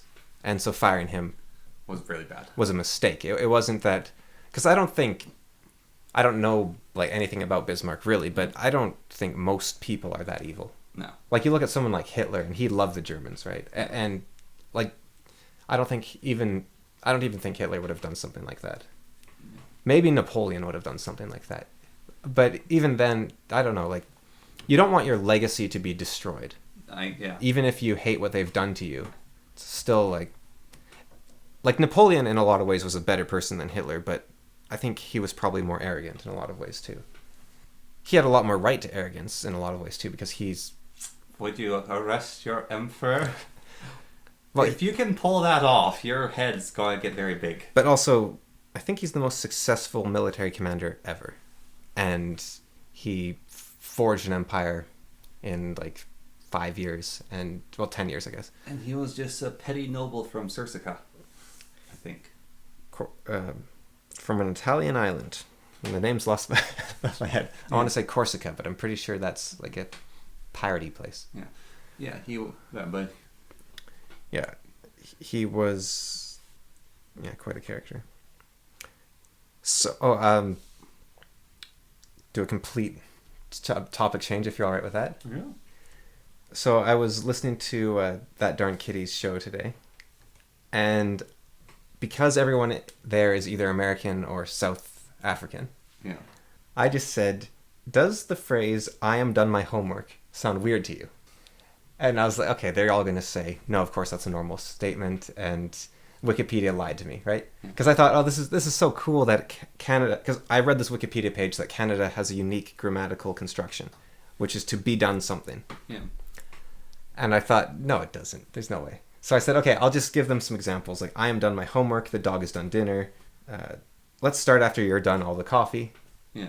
And they were totally weirded out. They're like, that's not a real sentence. You're spelling it wrong. Guys, like, my grandma is a English teacher. She would have beat you for that. It's like, what's going on? They said, you have to say, I have done my homework. No, sorry. You have to say, how'd they put it? I am done with my homework is how you'd... I was like, no. I am done with my homework is not the same sentence. I am done with my homework means I'm sick of it. Yeah. Whereas I am done my homework means it's finished. It is done. Yes. I wonder if they could say I have done my homework. I wonder if that works in wrong parts of the world. Right. But then another Canadian came on much later into the show, and I said, and he's from Alberta, and so I said to him, these people are getting weirded out by I am done my homework. And he's like, oh, are they lazy? Like they haven't done their homework? And then the people are like, what? No, you can't just speak like that. And so, yeah, apparently we have a weird way of speaking. And I can sort of see it if I think about it. Like, I am done my homework. I done my home. I can see it sort of seeming maybe a little, what's the term? King Arthur-y? Cavemen speak? Yeah, well, whenever I've listened to The Lord of the Rings, it definitely influences how I speak and far more how I write for that period. I start writing a lot. I don't know if it's more fluffily, but more like Tolkien. And I have to resist saying that is my doom, as that's my fate. Because that will really confuse people. Because I think it's basically his fault that doom means doom now. I don't think so. I think it's probably one of those euphemistic things like execution. Oh, okay. Where you say, like, a judge sentences you to your doom, right? Yeah. And so that becomes a very ominous phrase. I guess. Like, an execution. Execute doesn't mean to kill. It means...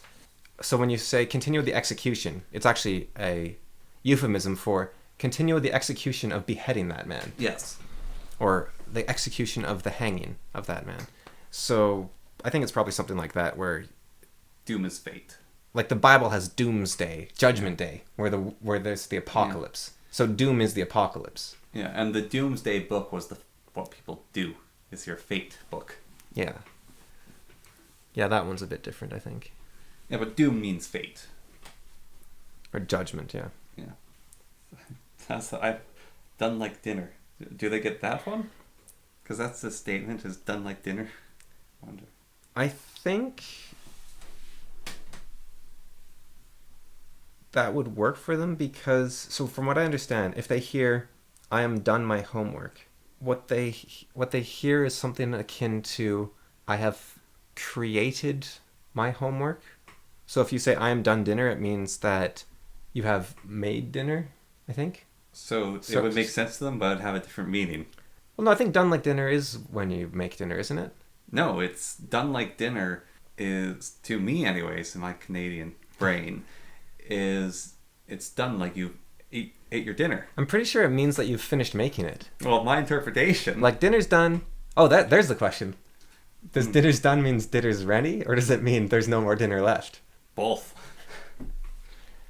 Dinner's done... I think to me it means it was made. I'm not Canadian enough, I guess. Yeah. Yeah, so I always thought... I don't know what done like dinner means now. I always thought it was the... like, you have completed making this. Like you complete making dinner all the time. No, to me, it's done like dinner. It's like, you ate that thing. It's like a dog eating his dinner fast. It's done like dinner. Everyone goes to the table, they eat it, and then they leave. And isn't that typically like, you messed up, you're done like dinner, that sort of thing? I think I've always heard it as that task is done like dinner. It's done. You finished it like dinner. Yeah. Yeah, I don't think that would work outside of Canada, would it? Probably not. Yeah, I think it means like... Well, if it works in my sense... Oh, you messed up, you're done like dinner. You've been cooked like dinner has. You've been roasted. Yeah. That's probably the original, actually, is you're cooked. Yeah, I think that's what it's meant to mean. Yeah. But that's funny that my Canadian interpretation. your Canadian pride was stronger than... Unless it is the other way around. No, I believe what you said is it's you're cooked. I think that's what it is. Maybe it's a Canadian expression. Might be.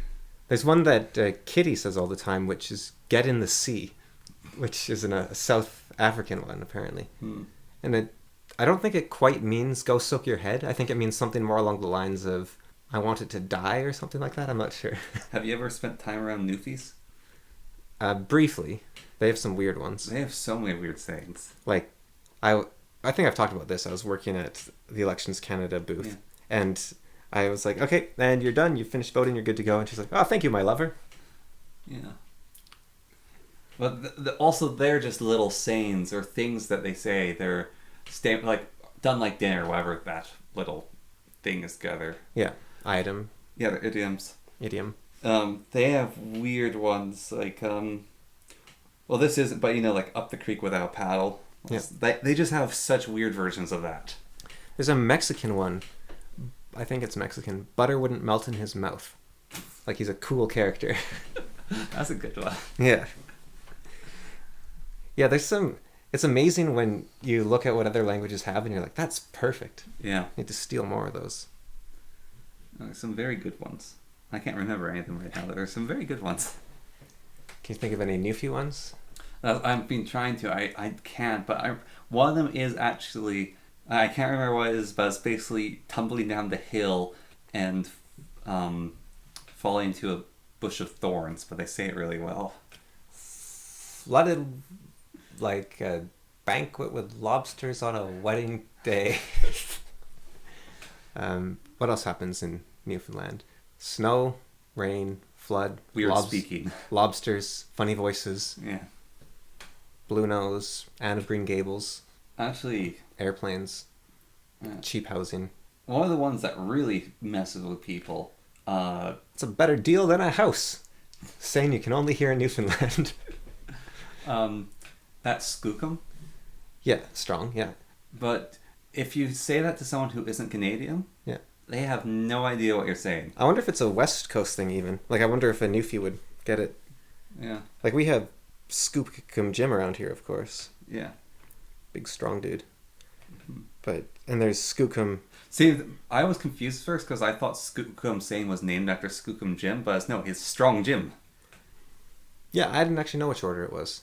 Yeah, no. Like, I know it means strong, but... Yeah, no, it's Strong Jim. It's not named after him. And it's like Big Bill. And I wonder where... I want to say, apropos of nothing, Algonquin. Might be. That's my bet. $50.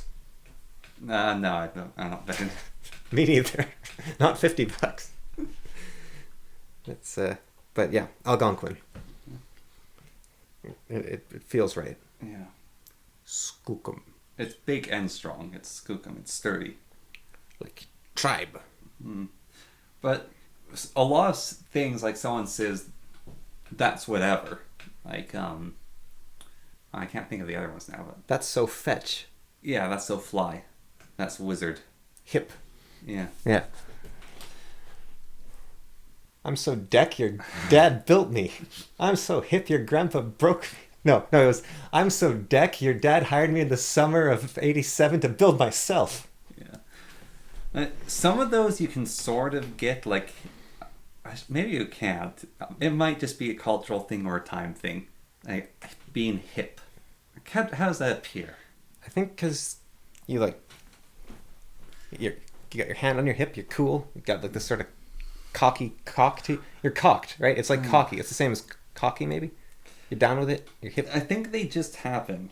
Cool makes sense, right? You don't react to things. Yeah. You're a cool cat. You're the bee's knees. You're a smooth operator. Yeah.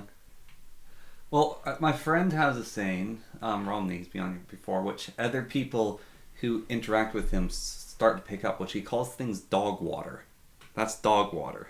And that one makes sense when you think about it. And he giggles when other people start using it, because he does that on purpose. He actually will come up with things and he'll just start saying them to make other people say them. I'm pretty sure I've heard dog waters elsewhere, though. Yeah. Well, they can appear in multiple places. Well, it's like how I invented language is descriptive, not prescriptive. And then Yes. destiny stole it. Yeah. And I've seen other people steal it too.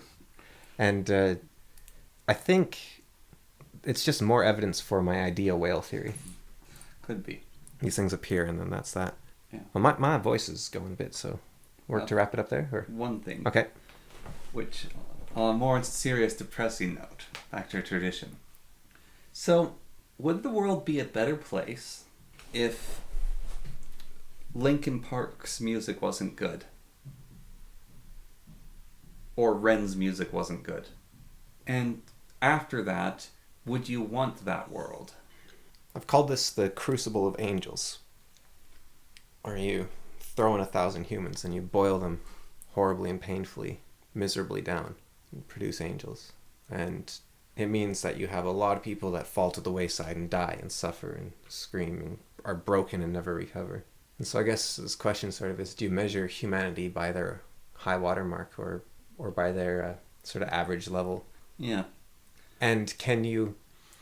So what happens when you retreat, right? When you don't take risks, when you don't feel pain as a human, as an individual, is your world becomes smaller and smaller and smaller, and the big risks that you take become relatively smaller and smaller and smaller, until you're trapped in this little immovable bubble that can only scream.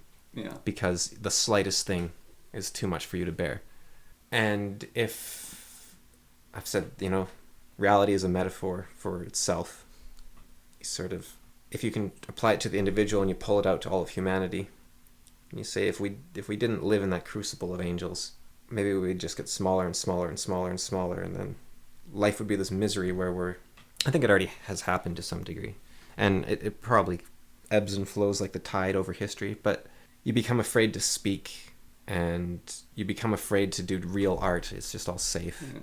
And you become afraid to suffer, you become afraid to stand by what you say, even when it's... I've noticed a pattern. I don't have a large sample size, but people who are very sort of self-conscious tend to be depressed. Yeah. I think Jordan Peterson said that's literally the definition of depression. But they also do a thing a lot where they do what they view as missteps a lot. They go too far, they say the wrong things, and then they immediately profusely apologize for them. Yeah. And I think the solution to that is to not apologize. So you say something totally inappropriate, totally creepy, whatever it might be. Yeah. And what you do is you say, no, you're not allowed to apologize. So you have to do better and don't do it again. So so you have to feel the full, Yeah. unbridled horribleness of what you've done. Yeah. You have to live with that for the rest of your life and relive it every day, and you feel that pain washing through you. And you can't just hide from it every time it appears. You have a guy on that Darn Kitty show, actually, a Depressed Hydra was his name. He said something really interesting. So this is my clear disclaimer to that corollary disclaimer, which is, you know how when you work out, you got to have rest days to get stronger and stronger? He said something, I don't know why I've never thought of it before, but he said the same applies to your mind. You can feel pain, you can push through stuff, you can learn stuff. Now, this doesn't mean you submit and grovel and you do a bunch of wrong stuff. It just means try to find some time for a bit of space so that you're not, constantly putting your mind through hell. You might have to, like, if you have this huge backlog of pain you've never lived through that you need to experience, you need to stop being a coward and live up to the sum total of the horrible actions you've done. You need to start working through that, but you can't just do it nonstop until it's gone, because you'll just destroy your mind. You have to, pace yourself a bit. But, so I think doing that, the reason we don't like pain and the reason that we don't do, and the reason that we're all running, that we're not sending boundaries, that we're afraid to misspeak, that we have this whole, this idea of harmful speech and hate speech, I think it's because those words can cause, you might cause the next terrorist attack with your words. You might cause someone to kill themselves. There's danger behind. Adam from Such an Adam Show, he had this joke he said where when a friend comes to him sometimes and they're completely ruined and upset about something, and they're telling him their problems, they're going on and on, like whatever it might be, like let's say my relatives are coming to visit and I can't bear it, it's every Christmas and they just come in and they make this mess and I can't say no to them, and they come and so a friend comes to him, let's say, and says something like that, says You're right. There's nothing for it. You got to kill yourself. And that is a very risky Yeah. that is a 100% win or 100% lose joke. Yes. And I think that's how you get people like Ren, and that's also unfortunately how you get people like lead singer of Linkin Park, where he ended up killing himself. Did he? Yeah. Linkin Park, yeah. Because I was listening to some of their music. Well, actually, I heard a cover of one of their songs by AI. And so I went back to listen to their music. And I was thinking, Chester, something. it's really horrible that people feel so much from this song, and why they feel so much is they resonate with it. Like, not Crawl Under My Skin, that's its own deal, but the other one, Numb. Like, that one is just, I feel like the feeling's so numb, and like his scream of emotion, and that's so many people from that generation when he was super popular. You were just like me when someone else was disappointed in you. Yeah, they felt that. Like, I want to be more like me and less like you. Yeah. Yeah. Like, so many people felt that, and then with Ren, like, he's not as popular, but his music's resonation as well to people who are suffering or having hard times, and him's like chalk outlines of, I try to go to sleep and hope I'll be a different person when I wake up. And such a beautiful day, take it just in case. Yeah. What a beautiful shame. Yeah.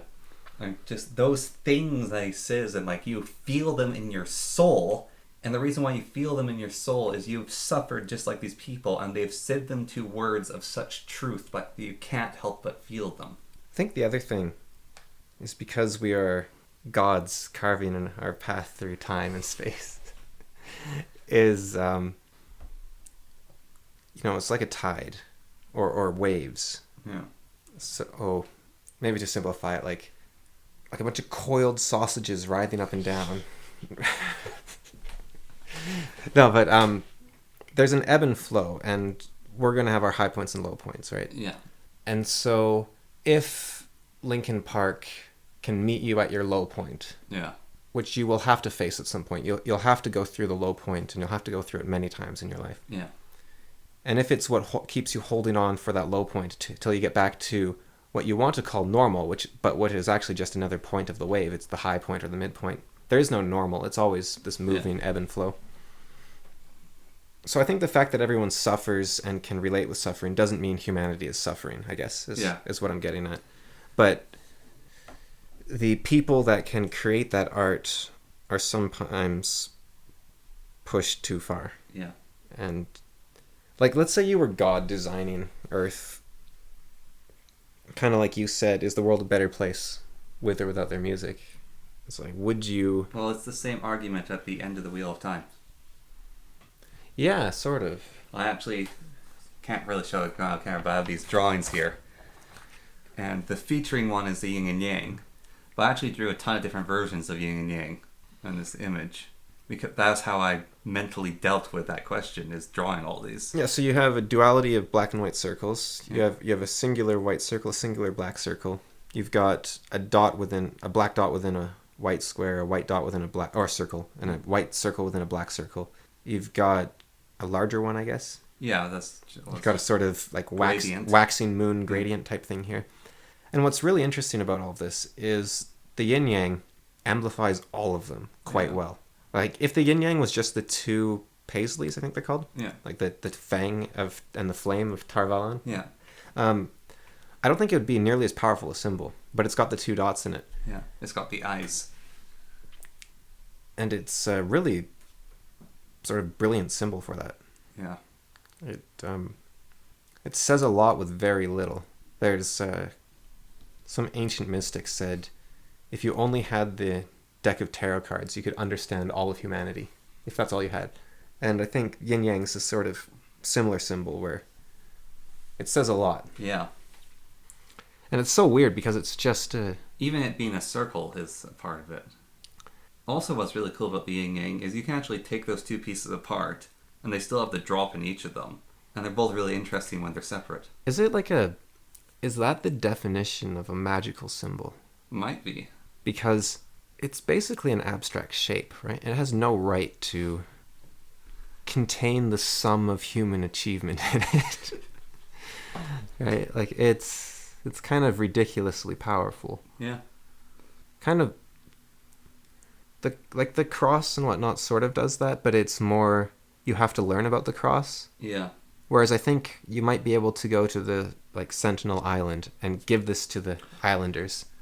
Something I will say about the cross, though, is the cross is a sword, and for some reason people are obsessed with swords above all things else. Well, so the cross is a crossroads. You have this intersection, right? It's also the center of most suffering. Yeah, well, but it's also literally. Well, it's also more than literally. It's metaphorically the center of suffering, because everything is drawn towards the single point of the crossroads, where heaven and earth meet, where man and spirit, man and God meet, and at that point is a fixed Jesus. Yeah. So Jesus is the unity of the duality. So the cross does also amplify that. Mm-hmm. But you have to kind of know about Jesus. Yeah, same. You do have to know Jesus, like the hexagon of alchemy as well. Even with the circle around it, you have to know what it means. Like it's cool looking, but the unilateral. The 5-pointed star. Oh, I was thinking of the unilateral hexagram, the as above so below thing. No, the 5-pointed star. Yeah. And the tetrarches, the triangle with 10 dots. That's another quite powerful symbol, but again, you have to derive a meaning from it. Like you could say this, like the the mason's apron.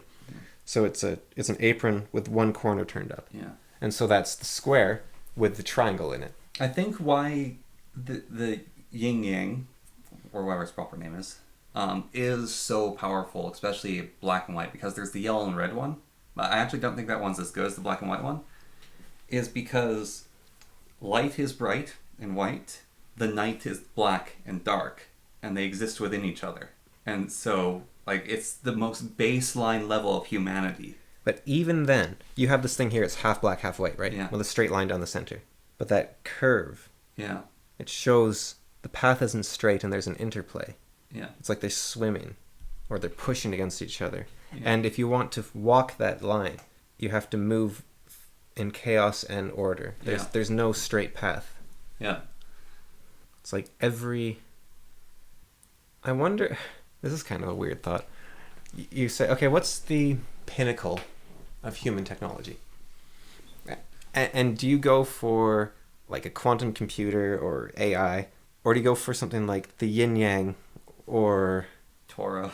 Mm-hmm. But like just this distilled. Yeah. Like if you could. Okay, it's 12,800 years ago, right? Yeah. The comet's coming down. You're standing there in the Great Pyramids. Yeah. Like, okay, we can save one technology. Do we grab the teleporter? Do we grab the healer serum that heals any injury? Do we grab the supercomputer that can play Elder Scrolls 6?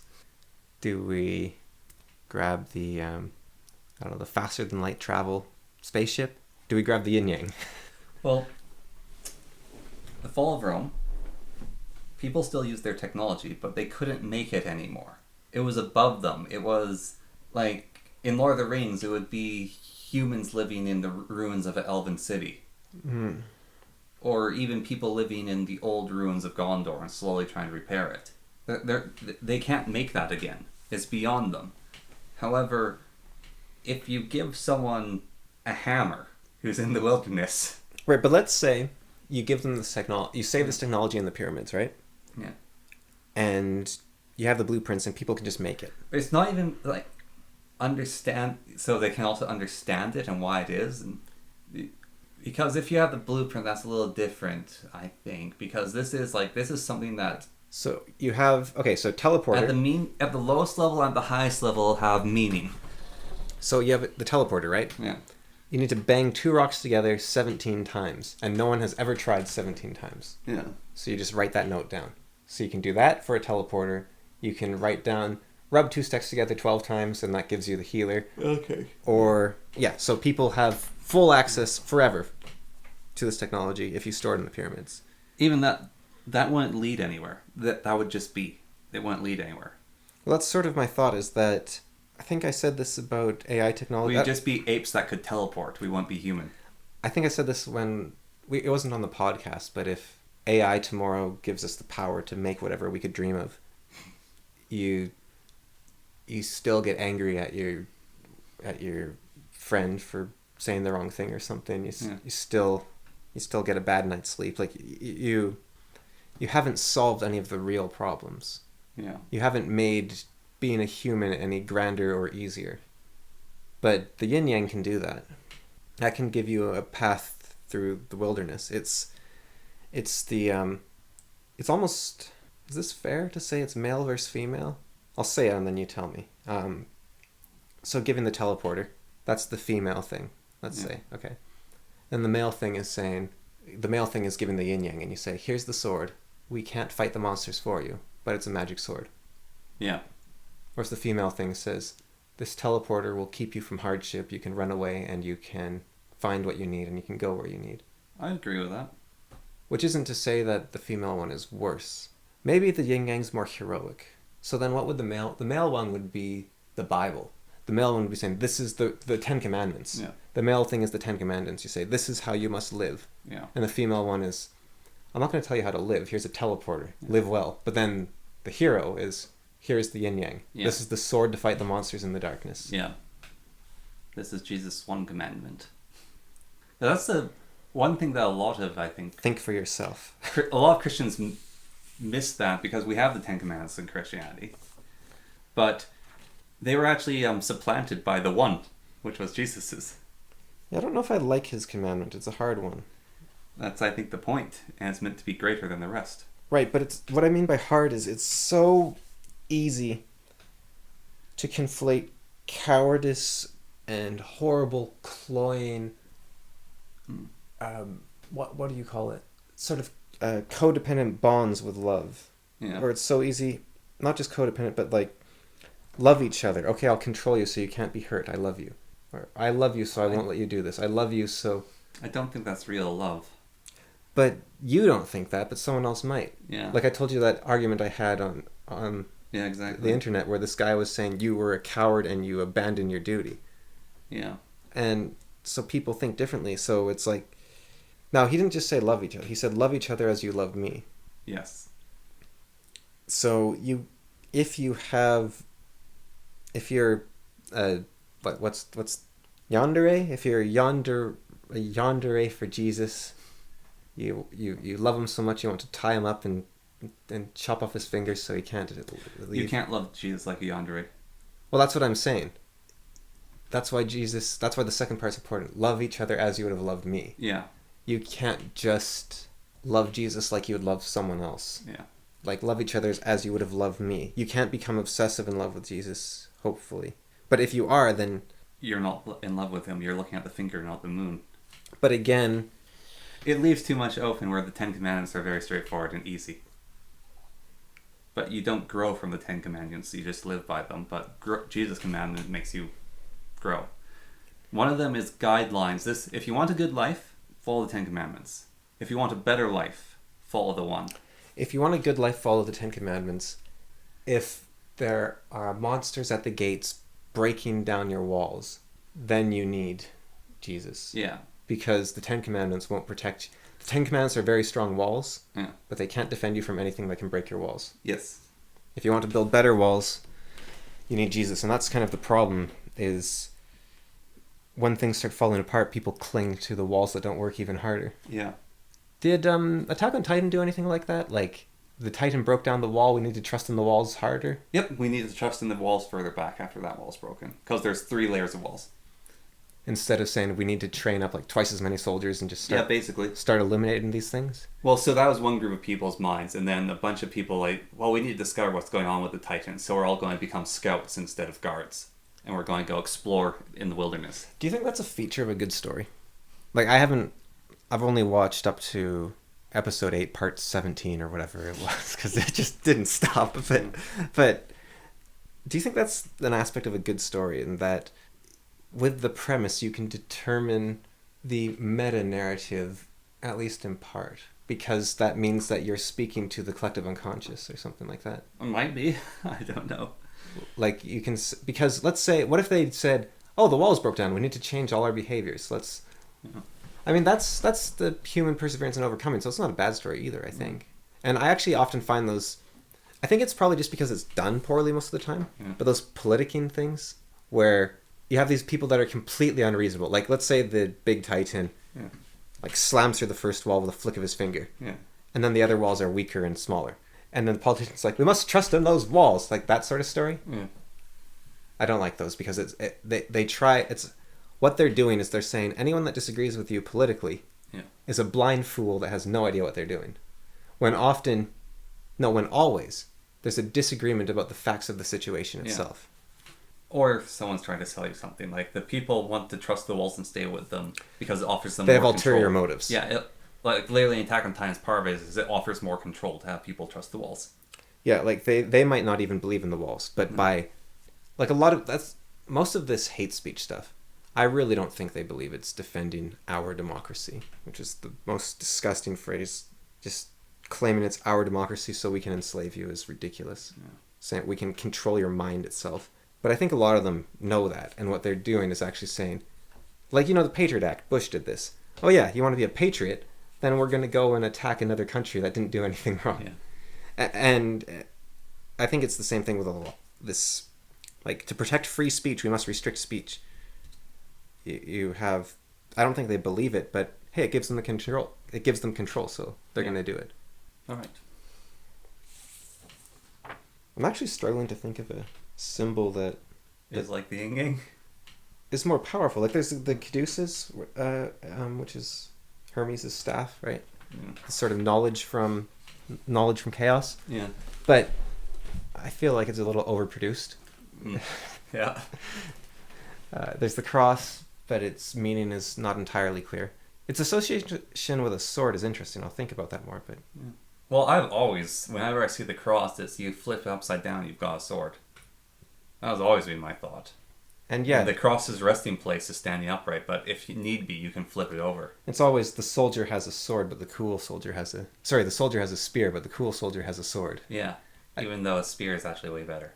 Well, I think it might just be a whole rifle versus pistol thing. Yeah. Like the sidearm is cooler because you're using that in tight corridors when you least expect it. Yeah. Like if you have a rifle, it's like, oh, this greatest action movie, right? World War I, trench warfare. Guy stands up, takes a shot, ducks back down, reloads his rifle, takes a drink of water, pops back up, takes a shot. Versus, this Admiral, what was his name? Lieutenant York, pistol, front lines. Him versus 200 Germans. Yeah. He takes them all down. Yeah. Like, there's a machine gun firing at him, takes out his pistol, fires, drops the commander with a single shot while he's charging machine gun fire. Yeah. Second shot, drops the machine gunner. Yeah. Exactly. Yeah. So the sidearm aspect might be part of it. Mm-hmm. But also knights. Symbol of the sword. The symbol of a king is a sword. Because, you're not going to be carrying around a heavy weapon everywhere, I guess. Yeah. Symbol of authority. Although a scepter, like, anyone go for cool scepters? Oh yeah, scepters all the time. Yeah. The Egyptians all had, they had two scepters. Yeah. They had the little swirly thing and they had a mace. Yeah, they're little candy canes. Yeah, they had the candy cane and they had the mace. And in chariot drawings, they smack people with that mace. So, the Ankh is another. But I don't... That's a cross with a bubble. I don't know. Well, the Eye of Horus. That one, I don't know how you take anything from it. Like, It's like the story is... Well, I think the symbol of an eye, like any eye, so it's the Eye of Horus or the lidless eye of Sauron. It is vision. Yeah. Is the symbol. Unending vision, wisdom, unflinching. You don't look away. It's not humanity, but it's definitely a powerful symbol. It's the symbol of But I think eye. like any lidless eye could convey the same potentially. Yeah. Like the Ujit eye as well. I think that's the eye of Thoth, I believe. Well, even First Nations have eyes, God's eyes. Yeah. Like, they take a lot of different form, but the eye is a symbol everywhere. But I don't know if its meaning is boundless in the same manner or not. Might not be. Like there's a lot of powerful symbols, but the yin yang, it's one of them. Yeah. All right.